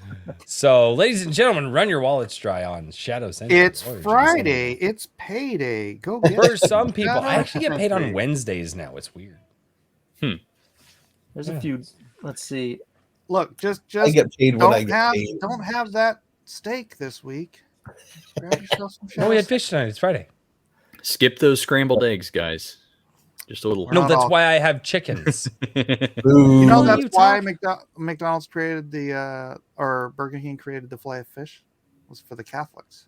Mm-hmm. Smart. Play-O fish Burger King? Yeah. I don't know. I mean, they all have it, right? I mean, yeah, they have all got some version of that. Whatever the first one, it might have been McDonald's. Maybe it probably was McDonald's. I think it was McDonald's. I think, yeah. But yeah, Yeah. they created McDonald's it. was the Play-O fish. Yeah. But you Catholics who wouldn't eat meat, It's a fantastic marketing ploy, and it works every year. and it's Yep. my favorite thing. There you go. McDonald's. Not that I've eaten there in decades, but It Yeah, I was really is gonna about say the only thing that doesn't make me feel sick. McDonald's is crap. Like, Don't eat oh, McDonald's. McDonald's. When I was a is kid, that terrible. was it, man. I'd get filet of fish. It was just like no cheese, no tartar sauce, just fish, ketchup, bun. One of my favorite memories was when, because my brother is 11 years older than me, and he was moved out of the house, and he'd come over, and in like the summertime, he'd come over once a week and visit his little brother, and we'd hang out, and it was always on Mondays because that was his day off, and we would go to McDonald's for 99-cent Big Mac Mondays. And I would get 2 Big Macs, and my brother would get like 3 or 4 because he's 6'3" and and yeah, I always remember that. And that's one of the they don't make Big Macs like that anymore. It makes me No, sad. they're like $5 or something. I know they're Actually, I wouldn't know. trash now too. They just don't taste good. Ugh. McDonald's is Terrible. trash, man. See. Eric, were you trying to leave? Yeah, Eric Centric super chats, yo. No, somebody asked a question. There's a few questions actually, but someone asked Read 'em. Mirrorsphere Origins. Any way we can get book 1 and 2 signed if we order them? For sure. Whether you order them on my website or the campaign page, you're going to get them signed when they come to you. Nice. Yep, for sure. And then Herman P. Hunter's The Lore Forge. Hey, Eric, what did you think of The Legend of Korra?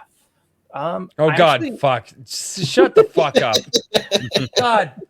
Sorry, that's channel lore you walked into. That was not Harmon firing a I sidewinder. could explain it to you, Eric, but your brain. Please don't. Yeah, let's not go there. That was not. You see, I messaged Lit Dev months later, and I was like, dude, that was probably the worst performance I've ever had on a live stream, and I Dude, that was apologize. awesome But I talking also about it. I thanked love him that. because I learned a lot from that stream. That was fuck. Man. All right. Well, I will head out then, gentlemen. Thank you. Gentlemen, Thanks for and coming you. on. Have a good one and good luck. Gentlemen, good sir. Ladies and gentlemen, you got to go buy Shadow Sentry Origins #1. You got to do it. It's the thing. Go do the thing. You guys know the thing.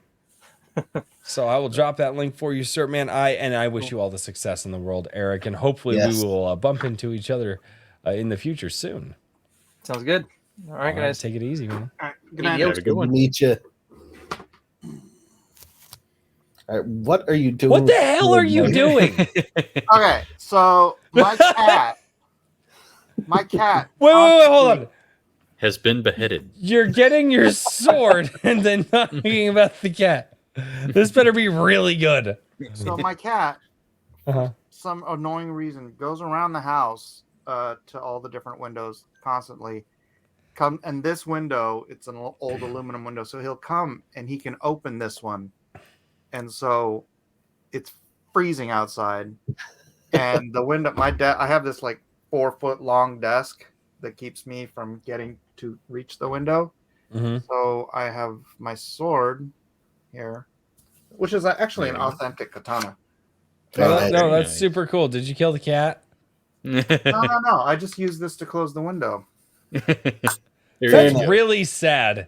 That's really sad that the authentic katana has been lowered It has a down. purpose, Royce. It has. Practical You should be out application. That thing used to be a I could freaking use man this one. killer, and now he's like, I gotta close my window. It's too cold in California. Really, I could use this one, but 42 degrees where I was at today, and it was stunning outside. Yeah, Mike, you should it's probably that be cold. out there like fighting a mentally ill person or something to the death with that, some kind of honorable point. combat.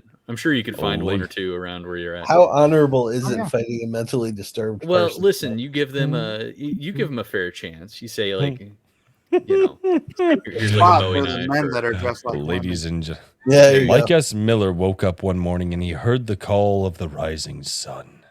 He grabbed his katana and ran outside, and his mind went wild. And a lot of homeless people died. yeah. It's true. It's true. Mike S. Miller presents Nanja. Oh no. Oh no. So you know where I got this? I don't think they do it anymore because it's probably been frowned upon.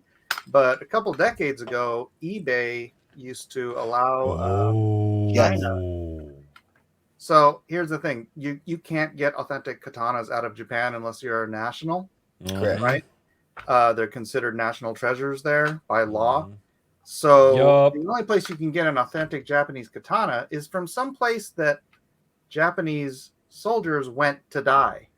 So China has lots of these, and what they would actually do, because they're when they went to make the katanas for the masses for the army. So some, obviously there's a lot of families that would pass down their katanas from, the Meiji Empire or whatever, from families tradition gone way back. But it was standard issue for Japanese soldiers to wear a katana, and so they would just pump out these. They'd only fold the metal like a few times, and so it leaves really obvious what are Damascus blade looking stuff, and they're like really cheap, Tsubas and everything else. And so those when they collected them in China, what they would do to test whether or not they were real is that they'd take the katana, and they would take the rifles, and they would try to cut through the rifle barrel, right? The real ones would cut through the rifle barrel. The fake ones would break. Yep. And That's awesome. And then they used to sell them on eBay, which I doubt they do anymore. I miss old internet. God, the old internet was fantastic, wasn't it? I ended up getting a couple of them. This one's real, and then I have one just like mass manufactured one. So it was like they were both from fallen soldiers, but this one probably killed people like in the 18th century or something. I don't know. I'm down. I'm down. Before you die, Mike, you need to make. Never mind. You should return that sword to what it should do instead of being a freaking window closer. Hey, my cat. What's the say made of? What? The sheath. What's it made of? I think it's sealskin. Nice. You ask him what this is made of, and he's like, "What did you just say?" So this part is shark skin, cool. right? That's Yeah. cool. And then I think the rest is sealskin.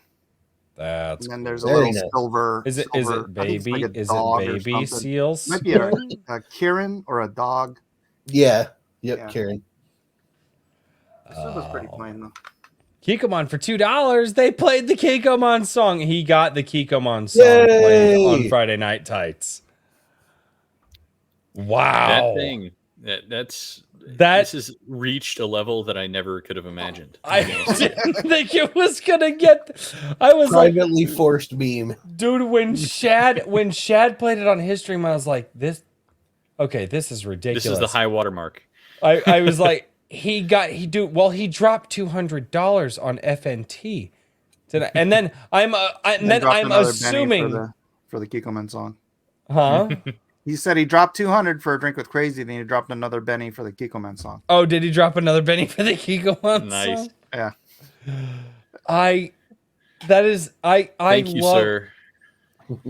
That's just amazing. I love it. Strange man. Kikoman proving that he's also money. He's will also force anything. pretty drunk at this. He's got a purpose, Royce, like my sword. Yeah. Dude, at least his purpose supports other people. Your sword has fallen from grace, in my opinion. My sword saves me money on heating. There you go. So could your legs. It's useful in the fight against being cold.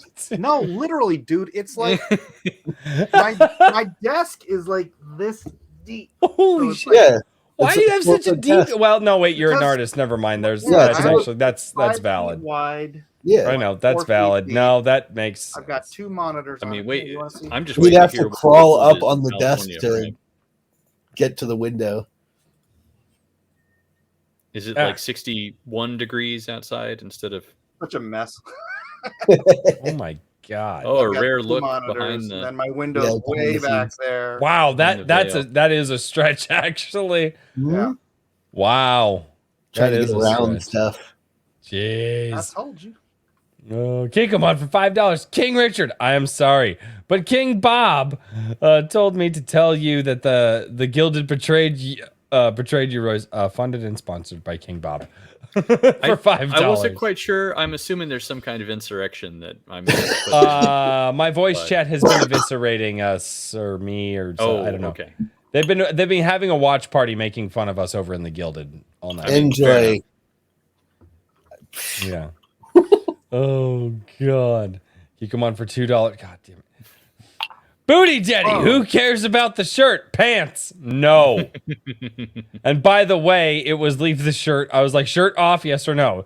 Shirt off. Oh, yeah, how'd no, that one. go? Yeah, no, definitely one. Like decisively, which makes me happy. Good chat. Yeah, good chat. Good chat. Yeah, the first kind thing the chat's ever done to me was tell me to keep my shirt on. Because we didn't want to see your disgusting beer belly. I'm okay with that. I'm good with that, man. I'm good with that. Kid, come on for $2. Royce, tell your wife Happy Women's History Month. If I did that, she'd knock me out. My wife is definitely not a feminazi. Definitely not a feminazi. That's channel content right there. I want to see it. Hey, women have history too. Keep in mind, my wife is one of the ladies out there that says unironically women should never have gotten the right to vote. Oh yeah, most conservative women are on that train because it's Women's History Month. It would be rude. It would be rude. It would be rude. Oh God. Rarely played. Play the sun. Ooh, that sounds creepy. Keep them on. Sun. Play the Can sun. you phrase that? What the hell? Oh The no. sun. Eric and Mike. Mark. Legend of Solar. Too soon. Goddamn. Wow, dude. You're not eating meat, but you're taking the Lord's name in vain. Yeah, I Come on, know. get your It's this priorities like straight. I know. Go get a burger or something. It's only on Fridays. So actually, I haven't done a 24-hour fast in a while, and I'm starting to feel it. So I probably should. I did for the first day of Lent. I used to do 24-hour fasts once a month. Every That was 24 hours. strictly just a dietary thing, just a diet thing, because it really helped to reset. I don't know. There's something wrong with me, but I'm not going to go to a doctor because I don't trust them anymore. Someday I'm gonna just do a 24-day fast, and it'll last me the rest of my life. There you go. There you go. Because I'll be dead. You come on for $2 entry level for Legend of Solar. I hate you guys and your Legend of Solar crap. Get on Herman board, P. boys. Hunter. Herman P. Hunter, the Lore Forge for $5. What Eric's really saying is that it's all Mike's fault. It is. It is all Mike's fault. It is. Man. That I got him his first job in the comics industry. I don't know what it's all your fault. He I was- just know that it's all your fault. That I got He was him talking about into- you getting him into the Comicsgate crowdfunding Oh. treadmill. Oh yeah. Well, hey, he's Yeah, you you know suck, he Mike. still waves the CG flag. So I mean, whatever. Yeah. I don't give a damn. As long as people are creating something that, hopefully one of these days I can put in the hands of my kids. That's it. That's as long as people are creating something that's better than what the mainstream is doing, and we can hopefully build a parallel economy. That's what I care about. I'm doing that right Damn. now. Yes, Give a damn indeed. about There you go. labels. I'm not even the taking labels time thing. off. The All I'm labels not doing. thing. I understand the labels thing is there to kind of codify people and kind of galvanize a certain group of people. But God bless it, it just pisses me off. It's Go on. really frustrating. Yeah. Let's go down that rabbit hole a little bit. All right. A little more rope. Go ahead. Okay. How much rope do you want me to take? No, I don't.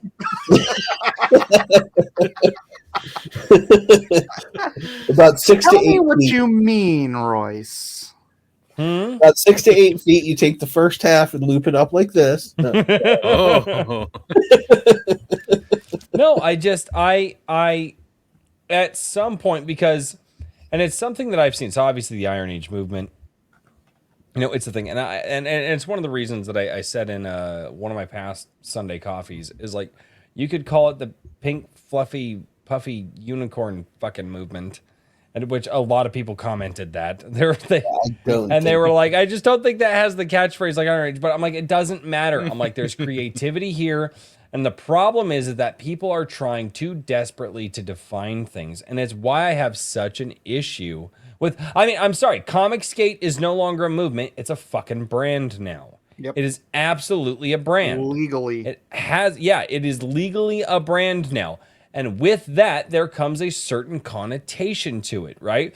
It's why people are having a hard time understanding. Well, Iron Age, it's just like it's Comicsgate 2.0, or no, it's not, because the Iron Age isn't about comics, right?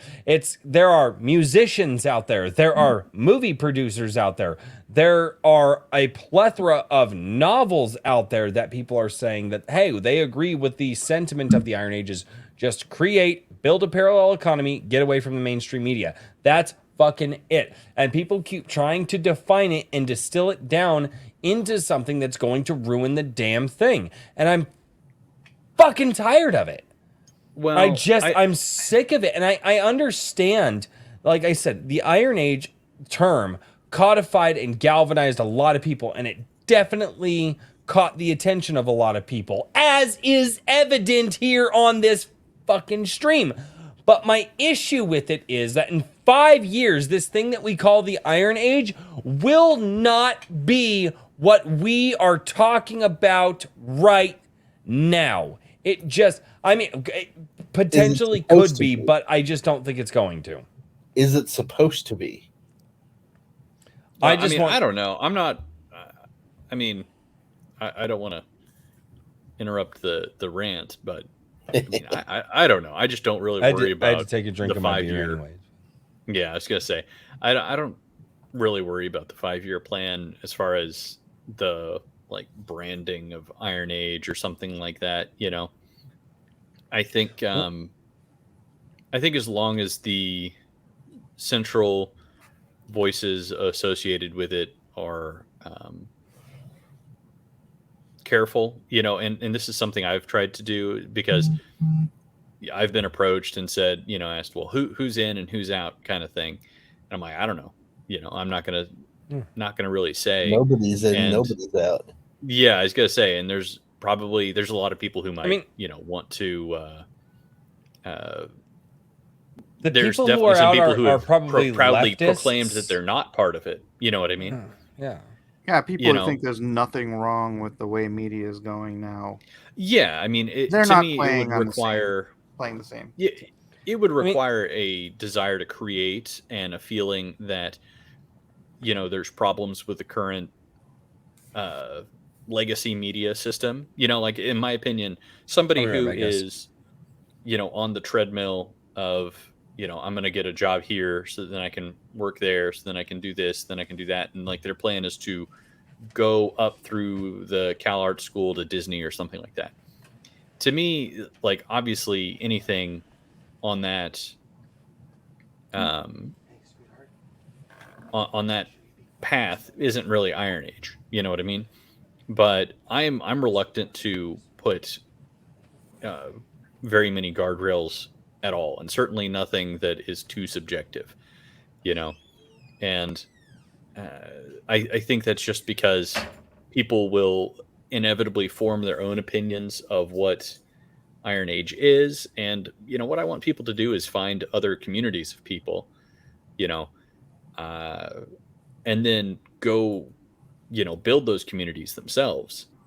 You know, I'm kind of out here trying to build a bit of a brand, but it's a brand of collaboration and trying to build things up and build each other up. It's not, you know, I'm not like trying to build a particular empire with specific people in or out. You know what I mean? Mm-hmm. So, I don't know. Maybe I'll do a good job of it in the long run. Maybe I won't. You know, it's the only thing I can really guarantee is trying to do it as honestly as possible, you know, and do everything as authentically as possible. Because I think that's missing from a lot of things. Not to say, not to say anybody that we're talking about with like Comicsgate or something is missing authenticity. I'm just saying that there's a lot of inauthenticity with a lot of the media in general. Kind of like, well, yeah, in media in general, there's a lot of go here and if you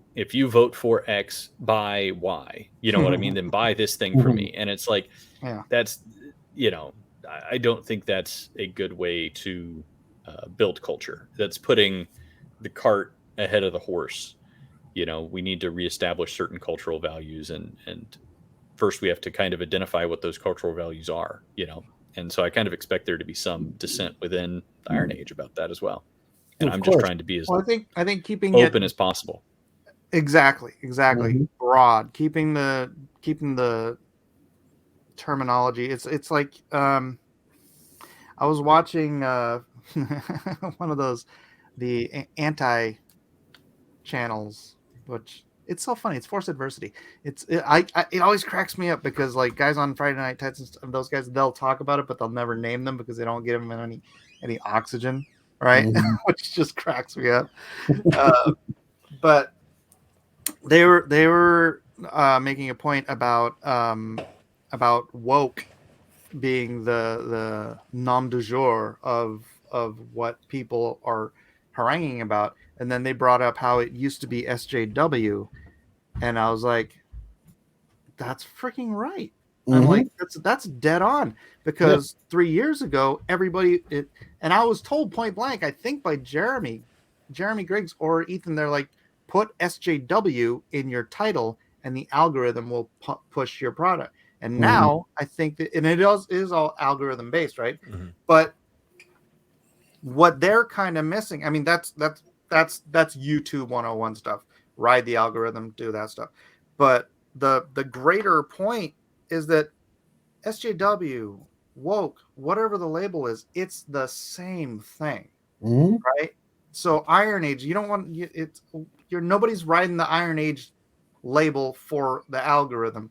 But it's whatever it is, it's the same thing. It's all of us who want good content and are sick of going on Prime or Netflix or whatever and not having options, or going to the bookstore and not having options, where we want to be the generation that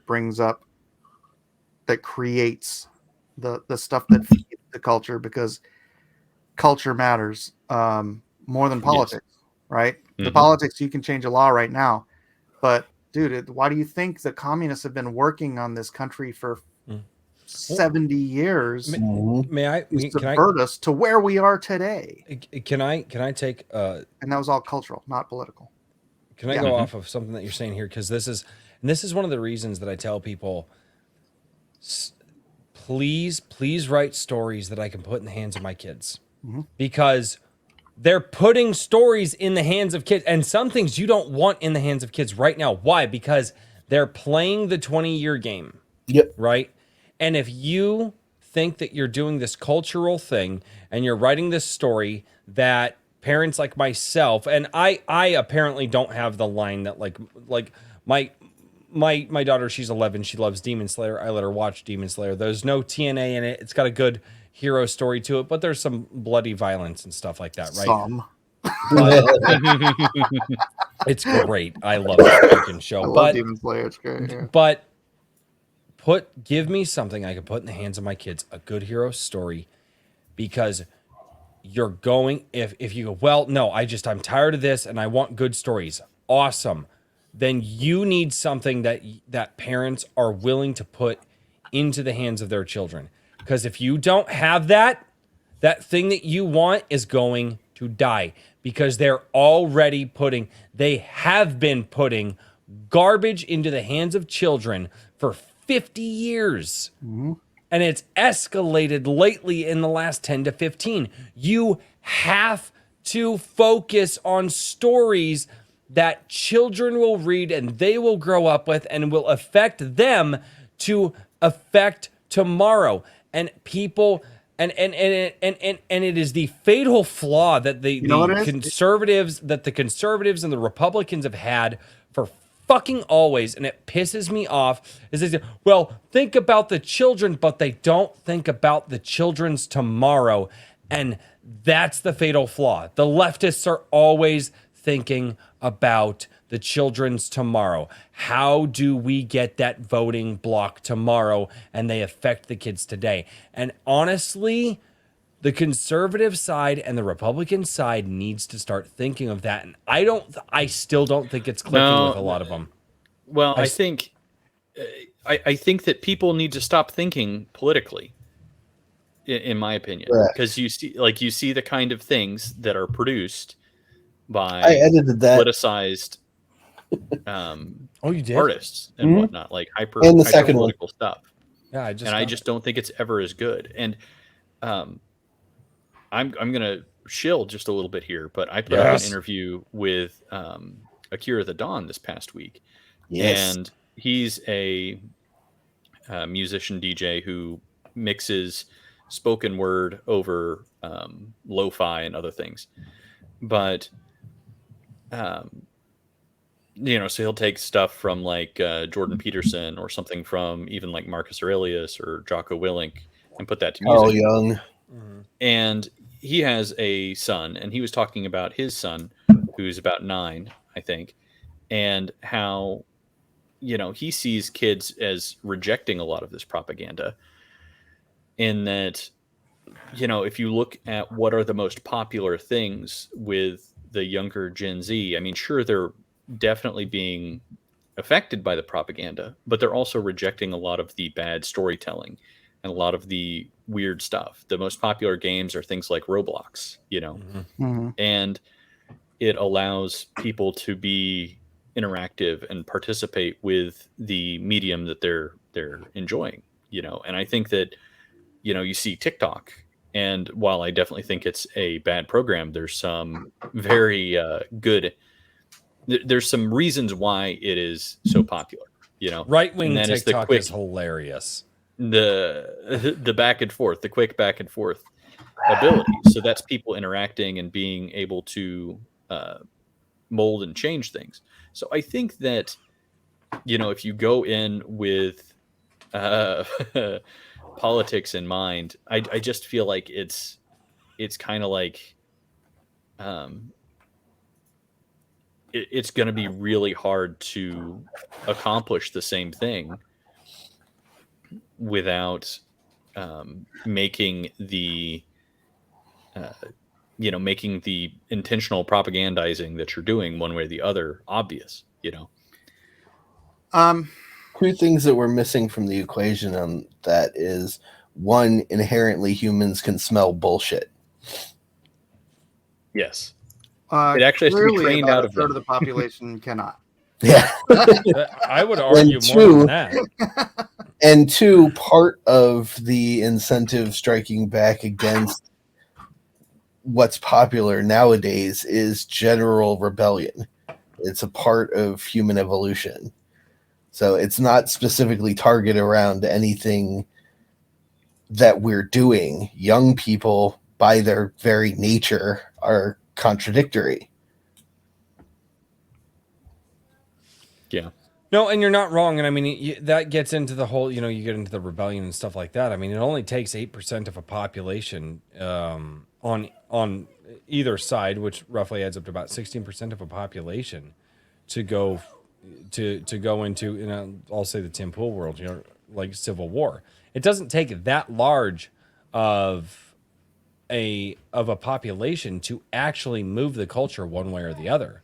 Correct. It's literally about 8%, and that's when it shifts. And whichever one of those 8% kind of win out, or I guess 16% kind of win out, that's the way that the culture shifts. And it's really interesting to see. It's one of those things that I've been thinking about and pondering about lately, is that you see the tactics of the left. You see what they're doing. You see how they're manipulating storytelling. You see all of this stuff. And I sit there and I go, okay, obviously they just suck at this. So let's take their tactics, their BS, their crap that they do, right? Because they have a structure in place. But why don't we use that structure but put our stuff in there? Then why do you have an issue with branding of Iron Age? Well, No. The branding of Iron Age. No, my issue isn't with the. My issue isn't necessarily with the branding of an Iron Age. It's with, it's the inherent flaw with people getting attached to a name of a movement, right? And then as the movement morphs and changes, you're going to start seeing people splinter off and things like that. I've seen a lot of people say, "Oh, I bowed out of Comic Skate years ago because it just turned into a drama fest and blah blah blah and things like that." And it's why I flat out said the second that the thing that I'm fighting for, which is good music, good movies, good books, and good things for my children to grow up with, the second that the word Iron Age doesn't envelop that, I'm going to ditch it. I mean, we may still have Iron Age Knights, and it may harken back to the time that we all met when that movement was a thing. But what I tell people is, because people are, what's the definition of the word? How would you define it? How would you, it's people creating, and it is people coming together, and it is people of a similar moral value trying to create and move forward. Don't latch on to the name. It could be called, and again, I called it the pink fluffy, the pink fluffy puffy unicorn fucking movement. Is like, I literally said that in a live stream, and that's why I have an issue with it. And it's not the issue of the branding itself. It's how I've seen movements just splinter and shatter many, many times because people get hung up on the singular word. That's the point. And it's more of a consequence of people's actions and less of a consequence of what's actually it's a wave. Itself. If you think of it as a wave, because all movements do that, all organizations do that. Yes. Disney didn't start out being retarded. It started out being genuine. Mm-hmm. And when it changed hands, its direction shifted. Yeah.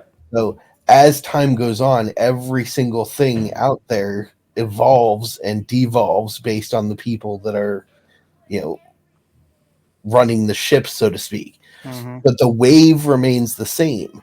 It still drives towards shore. So you ride the wave as far as you can get, lean into it like a surfer, and get as far as you can to the shore before it peters out.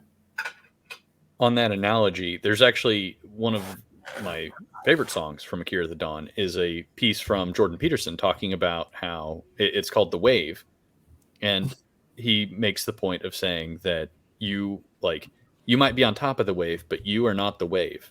Correct. And you have to have a certain level of humility and a sustained level of humility. Mm-hmm. And that is very difficult for people to do. And I don't blame people for having trouble with it. You know what I mean? It's like, imagine if you had to go do a tightrope walk the first time, like somebody just picked you out, you're at the circus, somebody says, "Hey, come walk this tightrope, please." You know what I mean? Like, you may not be prepared to do that, but you have to do it. And then if you fall, then everybody hates you, And so that's what I think a lot of these movements end up being, is that people are asked to do very difficult things without always clean your room. Yeah, agreed. But I mean, people are placed in these positions to do things that are very difficult, and then people come down on them harshly when they fail. Mm-hmm. And I mean, some of that is deserved, but also, I don't know. One of the things that I try to continue doing with all this Iron Age stuff is not judging people too harshly, and not, leaping into the fray of trying to, if somebody doesn't want to be associated with the Iron Age, then I'm, hey, that's great. I'm fine with that. And if you want promotion, then great. And if you don't, then you don't. I'm not out here trying to gatekeep you. And even if you don't like me and you don't think I represent the Iron Age, that's fine. And that's true. You know what I mean? Like, I'm not the Iron Age by any stretch of the imagination. I just grabbed the website because I thought it would be a good domain name. You know what I mean? And so I think that it's going to take a sustained effort of not of not falling prey to the usual routine. But to kind of, if you don't mind, I kind of want to go back to one thing you said, Royce, about why don't we just put our stuff into a similar system. And this is kind of one of the reasons why I want to try something new. Why, in my mind, a core component of the Iron Age is using new tools and doing new things in new ways while looking to the past for inspiration, is that we did that, Royce. We already did that. We already had everything. Okay, we already had central control with all the traditional values. Okay, we put them in, and we had it. And what happened to it? When? Like 100 years ago. Do you think this better was go not back a little Christian? further than that? Okay, well, 100. Okay, no, let's go back to the age of most of it. You don't think we were like, say, you don't think we had more traditional values 100 years ago? The 20s? You think No. we're rough? No. The 40s, the 20s were pretty bad. The 20s were no. The 40s, It ebbs and then flows. but the problem is regardless, what came in the 40s was a bastardization of the morality. That's when the American dream shifted. That was the FDR version of the American dream, which was a consumerist mentality. We haven't actually seen a moralistic mentality in this country. And I would argue probably closer back to maybe the revolution, because it went right back to where it was. I mean, but that's the right now the country. You know what? We had a pretty you would good say in the 80s. country is the most progressive that it's been since the revolution. So basically, it's never been more conservative than it is right now. What is your assertion? Wait, what? More what? Hold on. Yeah, I think there was a miss. Yeah, well, I'm just confused because I'm saying that we had all these things in place. No, we didn't. To me, no, I think in the past. Well, all right. Well, I would just say, to me, I think that in the past, things were generally more conservative and more traditional than they are now. No, not looking at the laws of the past, not looking at the history that happened, not looking at the systems that were set in place, the many systems that are still in place today. I'd have to disagree. I think that things used to definitely be more conservative, more traditional. I'm with Richard. I see it. I grew up in the 80s, so yes, me too. I mean, I don't know, but my point is that you put in a centralized structure and impose these same like you can't out authoritarian. I think you guys are mixing conservative and traditional with more of a religious world, which I would. I'm not at all. I'm just trying to take the most broadest view possible on it. But the idea that certain things were understood. What we're getting into is what we're getting into now is a postmodernist idea. But no, I don't think that traditional. Conservatives don't conserve anything, and that's the biggest lie about. But that would be the opposite of what you're saying, though. No, not necessarily. What I'm saying is that we haven't had the world that you're describing for a very, very long time. Okay. So there was you look at the rampant drug use. I mean, talk about the 80s. My parents were very much in the 80s, right? And I've heard a lot about it. Rampant drug use, obviously the sexual revolution, the call for all of that. Then you have various different political movements of the time. But the sexual revolution of the 60s, but it carried through. You had a lot more people it was in the 80s specifically, it was becoming much more acceptable in Hollywood. We had a Supreme Court case about grown men going into the bathroom with little girls. Yeah. This generation right now is the most morally corrupt. I'm not. Dude, no, the Greeks were really bad. This isn't the first time in history it's happened. Weren't America. Yeah, we're not talking about world. I'm just confused No, this Yeah, isn't the I first don't time know. in history that this No, crap but we're has talking about happened. America. Okay, Yeah, so I just in don't think I America, and understand the actually, if conversation. you go back and so we've had a Supreme Court case talking about that happening. You go back and you look, and you actually see where, I mean, it was, I was actually talking about this, where it was okay for Jerry Lee Lewis to have a relation.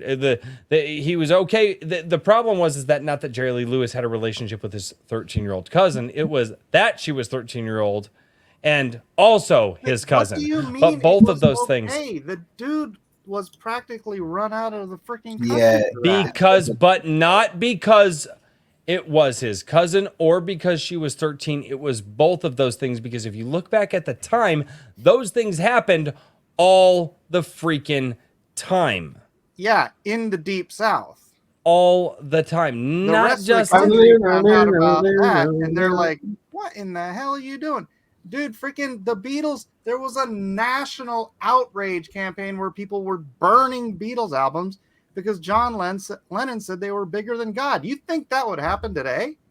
No, and they also tried to get rid of Clapton for the same thing, for that guy who wrote on the subway walls that, Clapton is God. Yeah, and Right. now you have freaking people with a legitimate satanic ritual on the Grammys.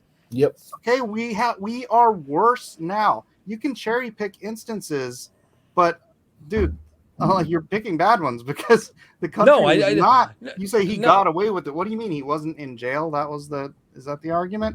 No, the argument is that humanity is humanity, and I don't think that we're any worse now than we ever have been in human history. We are, especially looking back into history. Well, how about I take it from history, where history is literally a bloodbath. History is literally a bloodbath with a couple of peaceful moments in between. Like, you have rape and pillaging and all of these things. I mean, you look at the history, like, we've been doing the same things for thousands of years. You go back into it. You look into a lot of especially people want to talk about, the slave era in America. You look at a lot of the plantation owners. Bad people have always existed. The difference is we just have the technology to air it 24/7 now. If it bleeds, it leads. That's been something. And that's what people don't seem to understand, is that all of this stuff has existed before. It just happens because, again, if it bleeds, it leads. We just have the technology to have it run 24/7 on 75,000 different freaking places at the same time. And it just so happens that what do people draw their attention to? Drama. People love it. It's why it happens. So I wouldn't argue that necessarily our society is better or worse now than it ever has been. I would argue that we're airing it a hell of a lot more because we have the technology to do it. I mean, there's a degree that you're right, but when you say our society, you're talking about America. There have been a plethora of societies in every continent going back for thousands of years. But our society, American society, is worse now than it has ever been in its history. I don't know. I genuinely don't know. And this is something that I've been looking into a lot lately. I genuinely don't know. I don't think it's worth. I mean, American society is worse, but everybody has a smartphone. Everybody has a television. Everybody has an access to a level of technology and a level of healthcare and a level. Now, our moral decay. That's all I'm talking about. Is being broadcast all the time, right? But the moral decay, you go back and you read from people who are writing at the times of their history. I mean, it's funny, everybody gives shit to Nietzsche. They say, oh, God is dead. And most people take that out of context. But the fact of the matter is what Nietzsche was talking about was the moral decay of the time.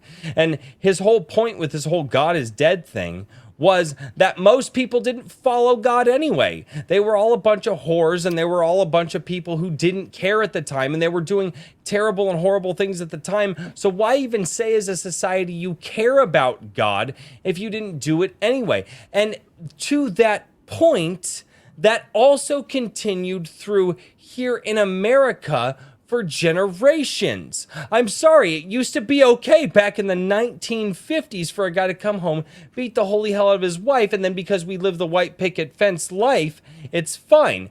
Then mommy had to go It drink a bottle of wine. Okay, Royce. It Yeah. happened. It was That doesn't accepted mean in it was society at No, the it wasn't. time. I guarantee you, you freaking go and tell your freaking buddy that you beat your wife in the 50s.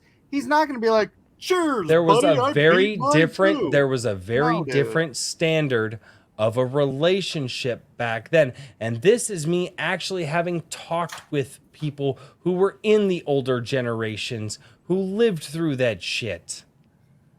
Again, the idea that everything back when we were younger was sugarcane and lollipops isn't I mean, necessarily that's a huge straw man true. of what I'm even trying to say, but Yeah, you know, that doesn't. that's count. not even what I was trying to tell you. But Because nobody was saying that everything was no, ideal. you've actually, I don't know. No, I'm well, fine to and drop it, maybe I took it too far. And I mean, do it's little bit. not nothing of what I'm saying, but it's all good. okay. So here's what I will do. So here's what I will do. I admit defeat. Don't You no. said- Here's what I will do. Let me I give wanna you watch the it final before I word on say this, and I will shut the hell up because if I took that too far, because I do get hot-headed, guys. If I took that too No, far, I apologize. No, I just think that commies infiltrate things, and I thought that we all agreed on that. No, they do. So that They was my 100%. point. So they I thought do. that we had a slightly better set of institutions, and that they got infiltrated. Yep. That's all I was Yeah. trying to say. That's Okay. correct. And They if were I at took one that point too in far- time marginally better. That's all. And I the apologize. reason Not for perfect. infiltrating it in the first place was because it was a threat. was to morally degrade our nation, which they Yeah. have done very well. And for me, Except to Royce, who thinks that part of the problem with the argument for me is that it's broad touch on singular items. yeah, If you like, every year is 365 days. Every 365 days of every year did not involve somebody beating their wife in the 50s. No. Oh No. no, we're going back. And the truth of the matter is that those singular incidents are literally singular incidents. well, I hate And to tell you, but people beat their wives today. yeah, exactly. So it's not a for lack of a better word, allegory for the entirety of American history that we attack each other.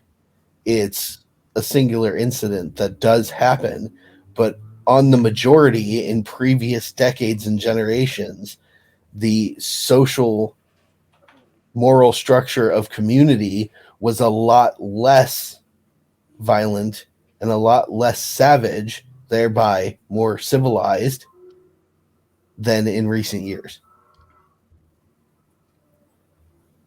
Yeah, In the small town communities, yeah. Cities have always had their issues, but in the small town communities and And the small town communities make up the majority of the country. The cities are a small minority. Well, well, yeah, but ever growing. yeah, well, That's no, I mean, population the versus cities. I actual mean, size. no, What I mean, mean is Yeah. the country predominantly is made up of small towns yes, as opposed to large cities. Yes, they are Yeah. growing, but if you stack land mass, Yeah. the cities themselves don't even make up, I would say conservatively, a quarter of the country itself. Oh, not even close. I don't even think it's don't know. probably less than an eighth. No. No, and like I said, as far as community is concerned, I mean, But the at least in that 24/7 regard, community is community and small town community and knowing your neighbor and all that has been eviscerated in the last 20 years, it seems. That does in seem some cases. I think the problem is the 24/7 inundation of information creates mass hysteria. mm-hmm. It's not that the world is going to explode, it's that everyone is being told that it's going to explode constantly. Well, Yeah, and it's that- like today it's actually safer for your kids to play outside today, but Mhm. because we hear about every bloody kidnapping in the face of the planet, You We think manufacture nightmare. you think it's worse today than it was in the Yeah. 80s, you know, but it's not. No, and that's I've actually used that point to people before.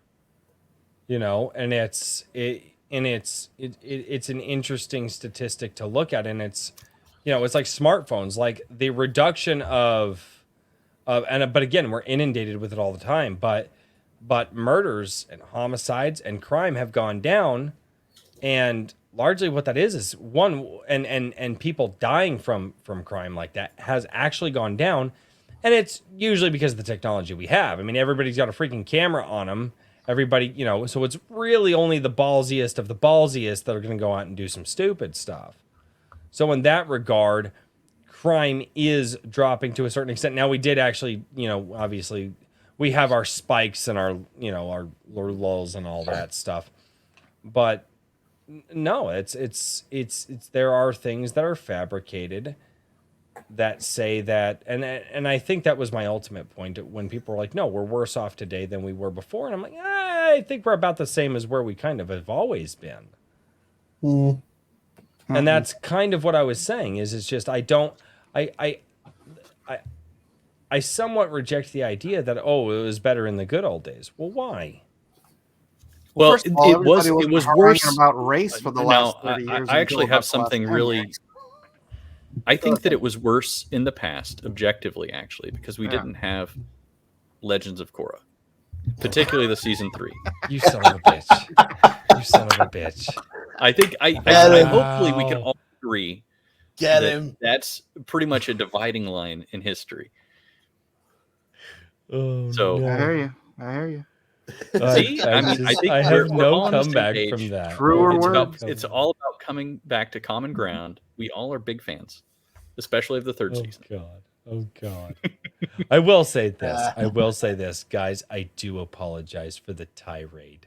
No, it's didn't- okay. I didn't mean. It's I called get a drink with crazy. You It are a is. bit Well, unstable, right? That's part of the allure. so yeah. No, I am. No, well, so But if we can't I have do forget. conversations, I do because these are conversations that I would have, especially the one that you just heard, that I would have at friends and family, and sometimes I forget that there's a little bit of a different, you know, candor that I need to have on YouTube, and I'm like, no, let's just go for it. So no, I do. True candor. I'm going to forgive you for not addressing me as my liege whenever you started the rant. Please. Nah, it's good to have these conversations. I didn't vote for you. You don't vote for a king. Oh man, I'm gonna have to do something with that little skit, because that was always great. I used to have that memorized. Oh, it's so great. I love Monty Python and the search. For Yeah, I've been thinking about doing something with King Bob's Book of Calm reference that went up on the Gilded. God. I might have to play it into that one a little bit. Those guys are great. Okay, let's go into some Kiko One for $2 says, because we paused halfway through that, went on a whole tangent. I disappeared. I came back. We ranted. It was good. Oh God. Mike's on the phone, so it's a good time. Do what? Mike's on the phone, so it's a good time. Right. Oh, I was going to say also, What did you say? yeah, Herman. Did the boss call? Mr. Herman P. Hunter is lower doing board. great. I saw his stats up on the Yeah. Twitter. So Isn't congratulations that to him. awesome? Dude, and Yeah, one well of done, those, sir. he hit top 50. Mm-hmm. Yeah. That was Great work, man. awesome. So, Top Good 50 what? stuff. no, Herman P. Hunter, Rankings. man. He killing it with his new book, man. Killing it with his new book. Nice. Yeah. So, yeah, he ended up hitting top 50. And in the 3 categories that he released his book in, he hit top 100 in all of them. And then one of them, he hit top 50 Ooh, nice. on the first day of release. It's So, because he was, he came out as trans for a while. It's true. It's true. He That did come helps. out as trans. Well, I asked him because he gave a big, thank you to a bunch of people, and he tagged me in it. And I was like, hey, does this mean you're going to stop being mean to me? And I believe if I can quote his response, and I'm going to be paraphrasing here, but I believe his response was,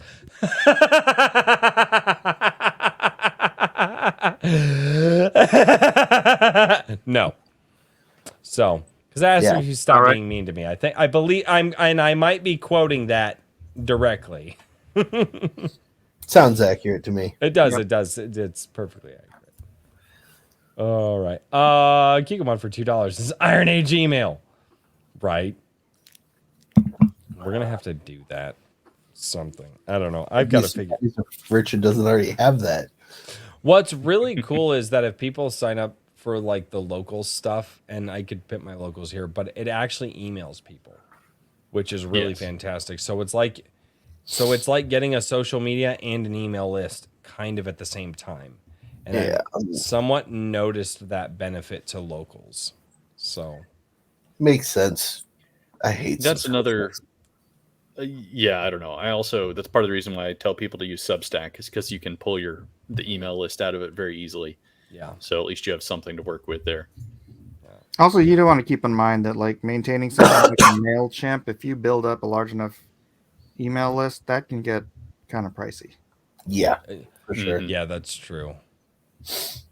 Yeah. I mean, even like locals, it's got a cap on me right now. Like I can only send out so many, and it's really, so I do the daily upload videos, and sometimes it's like, oh, you sent out this many. I'm like, how did I send out that many emails? And it's because it sends out an email, because it's not one email per upload. No, it's one email per person who is subscribed or following me on locals. That's And how an so it's email like, thing works.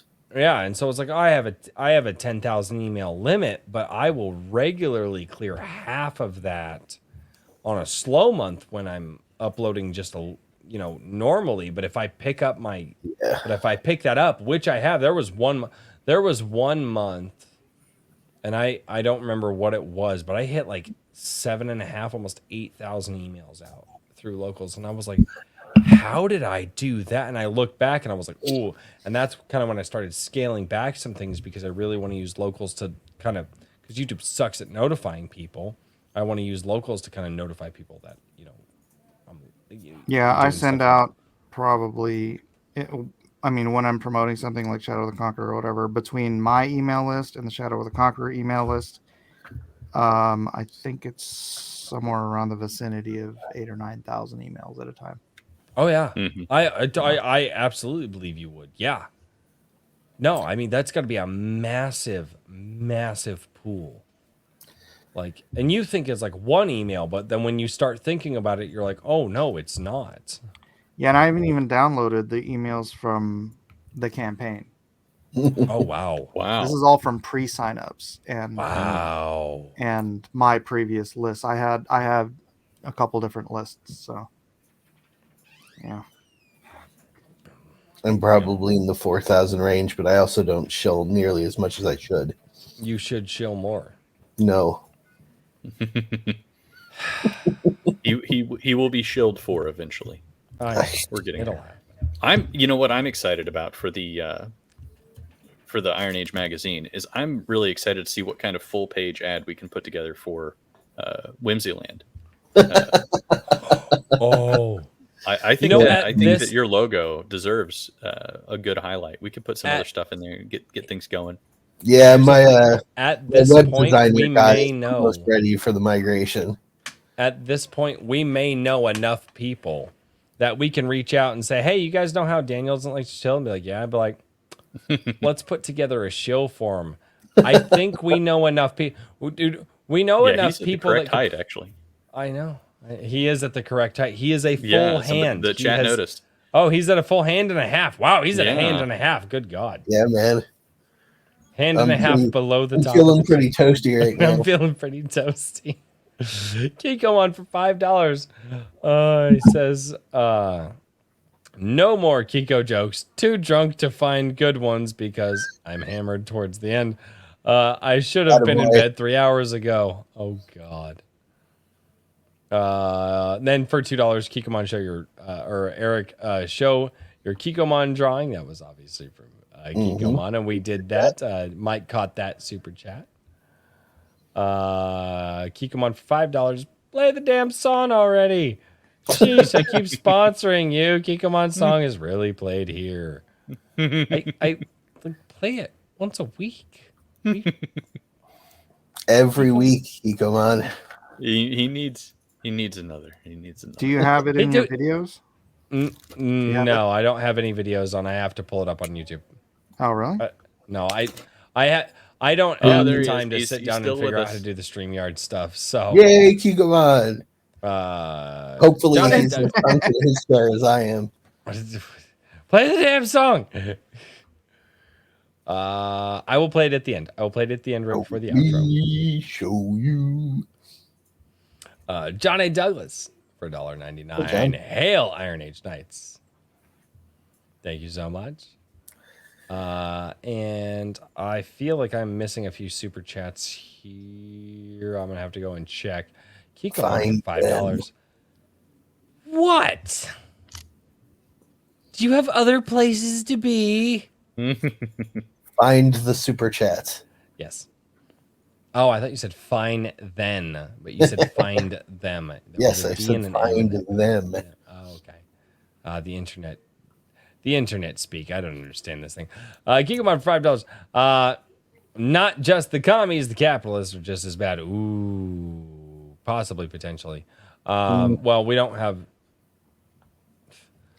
have pure capitalism anymore. That's a whole other rant that I could go on. We'll do that on Sunday Coffee, guys. I'll rant on Sunday Coffee. I was gonna say we're never gonna get to the Kikomon song. No, we're really not. No, if I just keep going on rant after rant, it's never going to happen. Why the fuck did we move our manufacturing to slave labor, anti-green countries? The fuck? Yeah, he's not wrong. Because it's cheap. Yeah, we were He's actually talking about that before I came on. corruption. But anyway, Yeah, Eagle Man and I, corruptions. actually. little everything. Oh yeah. No, I mean he's not wrong there. It's funny. Like, Yeah, but that's not the moral corruption that we're talking about. That's just the devastation of our economy. Yeah. well, That's just that little other thing. I mean, never mind. I mean, there's give and take, there's payoff and whatnot. And I was making the point. It's like, when you have to pay $1,000 for a VCR, when a house costs $50,000. This is talking about the '80s, dude. VCRs were $1,000 when Oh, I know. a house in California was $50,000. So it's like 1/50th of the cost of your house. You could record stuff on ABC, and it's like now I have more computing power in this than like the cumulative computing power of NASA in 1964. So and how much did that cost? $1,000, same Exactly. as the VCR in 1984. Yep. So it's like, but how much is a house now, though? Spoiled, 800,000. Yeah. So it's what 1/800th of. Yep. Right. So it's changed. I know, that's what I'm saying. It's the technological spoilage running off of the slave labor in third world countries. Correct. No, and you're not wrong there. Well, it's we had this. Was it Blanley Pardoe that we had this conversation with? As everybody screams, rah rah buy American until they see the price tag. Yep. Like because we're spoiled.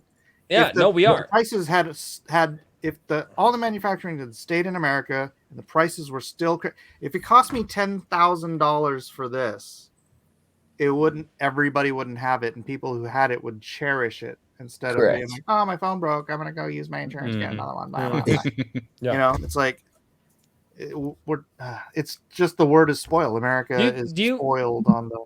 Assuming that we didn't outsource all of our manufacturing and stuff, you guys think we would have figured it out in a way to lower the prices to where good wages, low prices? No, not with the minimum wage laws in this country. Yep. Oh God, yeah, I forgot about that. Damn it. God, I hate minimum wage laws. Yep. The social. Fuck, I hate minimum wage laws so much. The social movement would have just destroyed it anyways, further than it already is. We're tenuously teetering because of some of the longer standing traditions. But if we hadn't had those traditions in the first place, or they had gone fully out of style over the course of the last few decades, we would be like third world status. Also, the Fed's been manipulating the money supply for 90 years. And 100 and 10 years ago. 110. We're yeah. And the Fed. I agree. God, I love this conversation so much right now. But I know Richard's just like, this isn't Iron Age Nights. I'm like, fuck it. No. Destroy it all. Do it now. What? Hey, RH Snow for $1.99. She says, I love you. Look at you all. Mike, Royce, and Ricky. Richard, you're now Ricky. And Dan. I was gonna say. Oh, I love it. No, thank you so much. All right, so I will She say can call me this. Ricky if you want to. Ricky, you got some splaining to do. Got some splaining to do. Yeah, the Texas firecracker. Man, she was awesome. I almost replaced these two guys and like brought her on as the co-host. Yeah, it was almost over for us. It was. Yeah, would have been fine by me. Would have been fine by me. But yeah, but then Yeah, probably more interesting. Yeah. I'd have more time to write. Right. I've been working this whole time. Yep. But yeah, you can't write and have a conversation. Exactly. Doesn't work. No, that it does. I'll start not. saying some random stuff, and that would be totally. Yeah, exactly. You'll be writing something down. I can't even hardly chat. Oh God. Yeah, because I've done that before. I'll be trying to type something, and then it's either going to come out of my mouth wrong, or it's going to get typed onto the chat wrong. Oh, that's a big one. Truth. That's one of Eden's. Big chick. Matt's just making sure. Yep. Thick burb. Thick burb. Thick verb. Mhm. Yeah, girl. So Yep, cute. this is one of our layers. She's one of our 1 week olds. Instead, the other ones you guys saw, they were only a few days old. She's one of our 1 week olds. Pretty. Yeah, she is. Should be hatching in a couple weeks. So, and then we've got a few more that'll be hatching in a few weeks, and then Awesome. we'll take them out to the farm, and they're gonna live that chicken coop life, and yeah. Yes, You're gonna indeed. steal all their children. This one's not dinner right now, Michael Harris. Matt's looking at chicken. Right yet. Not Okay. yet. So, What the fuck is your way with birds? I don't know. My wife is still mad at me right now because I hold the birds and they get very quiet and they get content. I mean, that could have been too. He didn't even want you, okay? He didn't even. Wow, baby, really? Hey, Mike S. Miller, do you have something that you would like to shill? Is there a project that you're working on that you would like to shill? No. Yes. Okay. Man after my own heart. Daniel, you're going to have to shill. I'll Thank you. point You're- out that we may or may not be doing a last chance campaign for Shadow the Conqueror, but Oh. until Nice. they pull the trigger on that, I can't really shill it because it doesn't exist. Right. Makes sense. Makes sense. Hopefully. And the Okay. other thing I'm working on, I can't talk about. Yeah. Well, Oh you wait, also have, dude, I sent it to you, didn't I? Oh, shit. Yeah. I remember. Yes, you did. That was hilarious. I was like, that's really funny. And he goes, that was the wrong DM. And I'm like, Accidental. he's like, please don't say anything. And I was like, 10-4. I have a My couple guess of is those. that my name was either right above or right below the person that you were DMing. That was Oh, wow. great. How is that coming though? I'm assuming good. If you wrap this up, I'll tell you after. I do have to make. No, food I don't for- want you to go into detail. I'm just because Yeah, we're. I'm assuming it's we're- going good because everything you do is good. Literally, you could have just said that. It's going all right. It's going. All right, okay. There you go. There you go. Ladies and gentlemen, that thing that Mike S. Miller is working on is going all right. That is your official news update. Bless you, Richard. Thank you. Oh, God. And, Mr. Daniel P. Riley. What? You're at an appropriate level of slump to show. He is. No He excuses. is. He's almost a full 2 hands now. Yeah, but there's a bunch of stuff I can't talk about, so it's just me rehashing I the fact hear you, that I'm dude. working on There you go. on GSID 2, and Oh. yeah, and the And Iron this Age website called short story. whimsyland.org. Yes. Correct. There's also that thing called whimsyland.org. Yes. And Whimsyland, that other thing. my current website I built myself and is so bad I had to have a guy do it to make it better. But anyways, yeah, whimsyland.org, where you can pay me to clean up your manuscript or help you along in the process. That's the best I got right now. Oh wow. Oh wow, he's beyond. We ski down. He overshot the I shot. I'm too far. I'm way too far at this point. I'm just like, I've got permagrin, you know. Yeah. He also has some great short fiction up there for. It wasn't a cock, Billy Bob Sack. That was a hen. Yeah. And technically it was a chick, so. Yes, very true.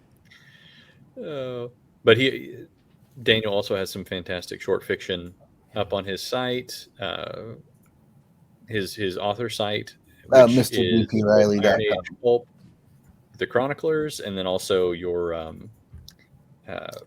Legacy of Heroes, some shorts there as well. So. Oh yeah, comedies, tragedies, comedy, and I'm working on a Paragon-centric short that explains what he's been up to between book 1 and book 2, tentatively called A Good Man Goes to War. Cool. Oh, hey, look at that. MrDBRiley.com down in the chat. How did that happen? Perfect. You Yeah. beat me to Whimsyland too.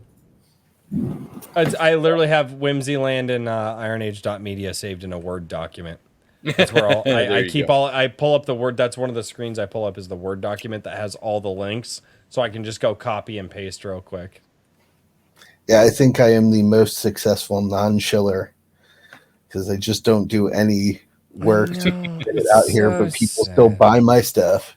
There you go. Sad. It's just that good. It sells itself. I like to think so. God. Richard, what are you doing, man? Well, the big thing is the magazine, which Dude, when are we revealing the name? I think I'm going to be revealing the name on Monday, probably as soon as I can get the article and everything done. Wicked. Already got the logo done, and we've got a lot of great short fiction for it, and I'm going to be working with illustrators to try and pack as much as I can in there. We're finalizing we're doing the first pass at finalizing the content tomorrow, and everything's just moving and grooving with that. Like I said, I saw the printer today and took a look at their sample, the samples that they had available, and everything looks good. And they do a number of other little things here and there, so I'm going to try and get some nice add-ons for people to just some stuffers to put in the eventual shipping. So lots of stuff there. I also linked the Google Doc that I have for advertising. I'm going to be doing a raffle to give away a bunch of the indie catalog spots, which are going to be like 12 to a page. It's just going to be kind of like book cover, logo, something like that. Very simple, title, author name, and then a QR code that will take you to wherever you want to go, wherever you want the reader to go. And we're going to break it down by genre and everything else. So if you want to get in on that, fill out that form. I'm not going to be like, if you have done anything with Iron Age Nights or with IronAge.media in terms of writing articles or sending in prompt submissions or so on and so forth, and you sign up for a catalog slot, if you get pulled for the raffle, it's going to be free anyway. So awesome. Don't worry about that. And I guess the other thing I'm going to shill is that I did an interview with Akira the Dawn on Tuesday, or actually did it quite a while ago. I put it up. Yeah, I really enjoyed it. I really enjoyed talking to that guy, and I think that he's got a lot of interesting ideas that pertain to the Iron Age. even though his projects obviously predate the term quite a bit. Mhm. So That's most go people, check that I out. think. Yeah, I mean that's a lot of people. So go check that out, and I hope to have more news on the magazine real soon. Yeah, get after it, man. We're Awesome. working hard. No, that's one of the things that I Was love the about 27 submissions, I think. Man, was it that many? I didn't actually put it. I just got Richard's just like, oh God. Man, I didn't realize that. Yeah, But, 27 total submissions. Oh, Yeah. wow.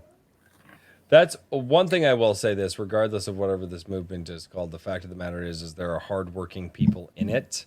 And those are For sure. the type of people that I want to surround myself with, because when all of a sudden everybody's like, yeah, this is what I'm doing, and then I'm doing this, and then I'm doing that, and I'm just like, oh, dear God, I need to catch up. And so you kind of push yourself harder so that way you don't get left in the dust by all these fantastic people that you're working around. Right? Like, hell, I mean, I'd still like to be in the dust trail of the people that I'm working around and making connections with. That's kind of my goal is, it's just it's frankly crazy. I would love to be able to spend more time just writing, but got to make the monies too. I would like to spend more time something, but I don't know what that something is. On here, getting rolling punched on by top people of in pile chat. money. That's, I mean, I do. Oh, my Gilded's been going nuts all night. I'm waiting to just see meme after me. Although I was talking with Herman P. Hunter, and I think one of my favorite memes was probably the David Lee Royce. That one was pretty good. That was a good one. I like that. Yeah, the Wig of Destiny ones have been pretty good though too. Those have been nice. Yeah. Kikomon for $2. Did you check out Legend of Shalar? Sheesh. Yeah, Rice. What the heck? Mike, you're muted, bud. Sorry. Saw you talking. Sorry, I was reading the chat. I just finished my page. So. Oh, there you go. Good job. Nice. Good job. Yeah, Mike's read Legend of Shalar. Don't start. Don't. I'm not. We're gonna have the author Best later on thing this month, ever. I think. I might have swear, doubted Hopefully. I swear to all. Holy hell. You guys. Here's the problem. I would not put it past any of you guys to figure out how to get somebody on in a month. It's like, yeah, dude, I was in that Twitter. Like, I don't know how you didn't see it. Like, I wouldn't put it. There's enough people here that would probably do that for just the meme. I don't know what you're talking about. Yeah, apparently. Ladies and gentlemen, thank you so much. I guess I have to shill too. Sunday Coffee. Yes. And then also ADWC Gaming. ADWC Gaming, we are going to be continuing the absolutely fantastic Star Shattered tabletop game that we are playing over there. I play an alien space captain who sounds Irish because I decided that the Irish accent was the way to go for it. I don't know. I thought it's I like the Irish accent. It's a fun one and it's an easy one for me to do. So, but yeah, no, it's really fun over there. We actually having a blast. We won our first battle last week rather decisively, which was really nice.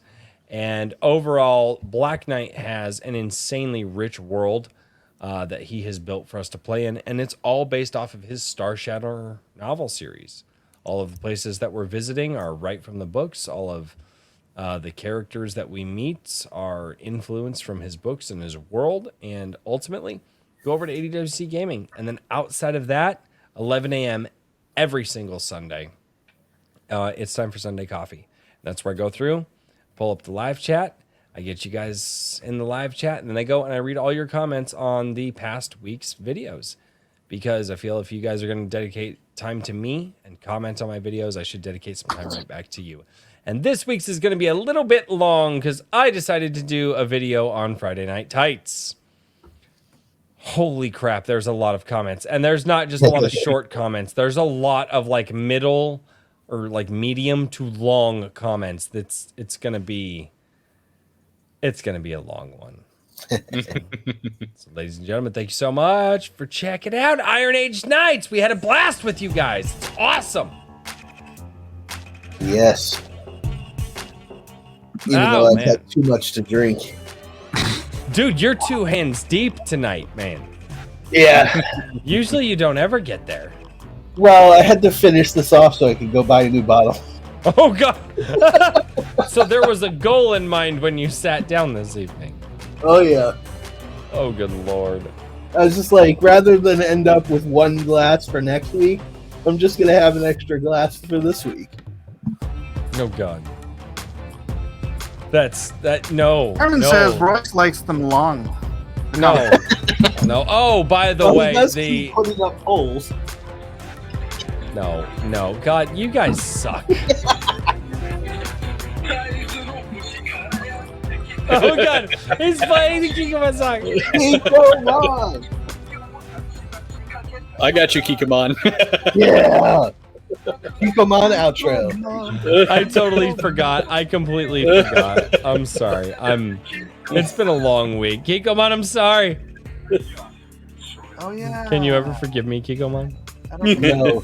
Go stand in the corner. Oh, later, my Good night, Clarence. everybody. Kikomon! Good night. Kikomon! Oh, God. Make up for it.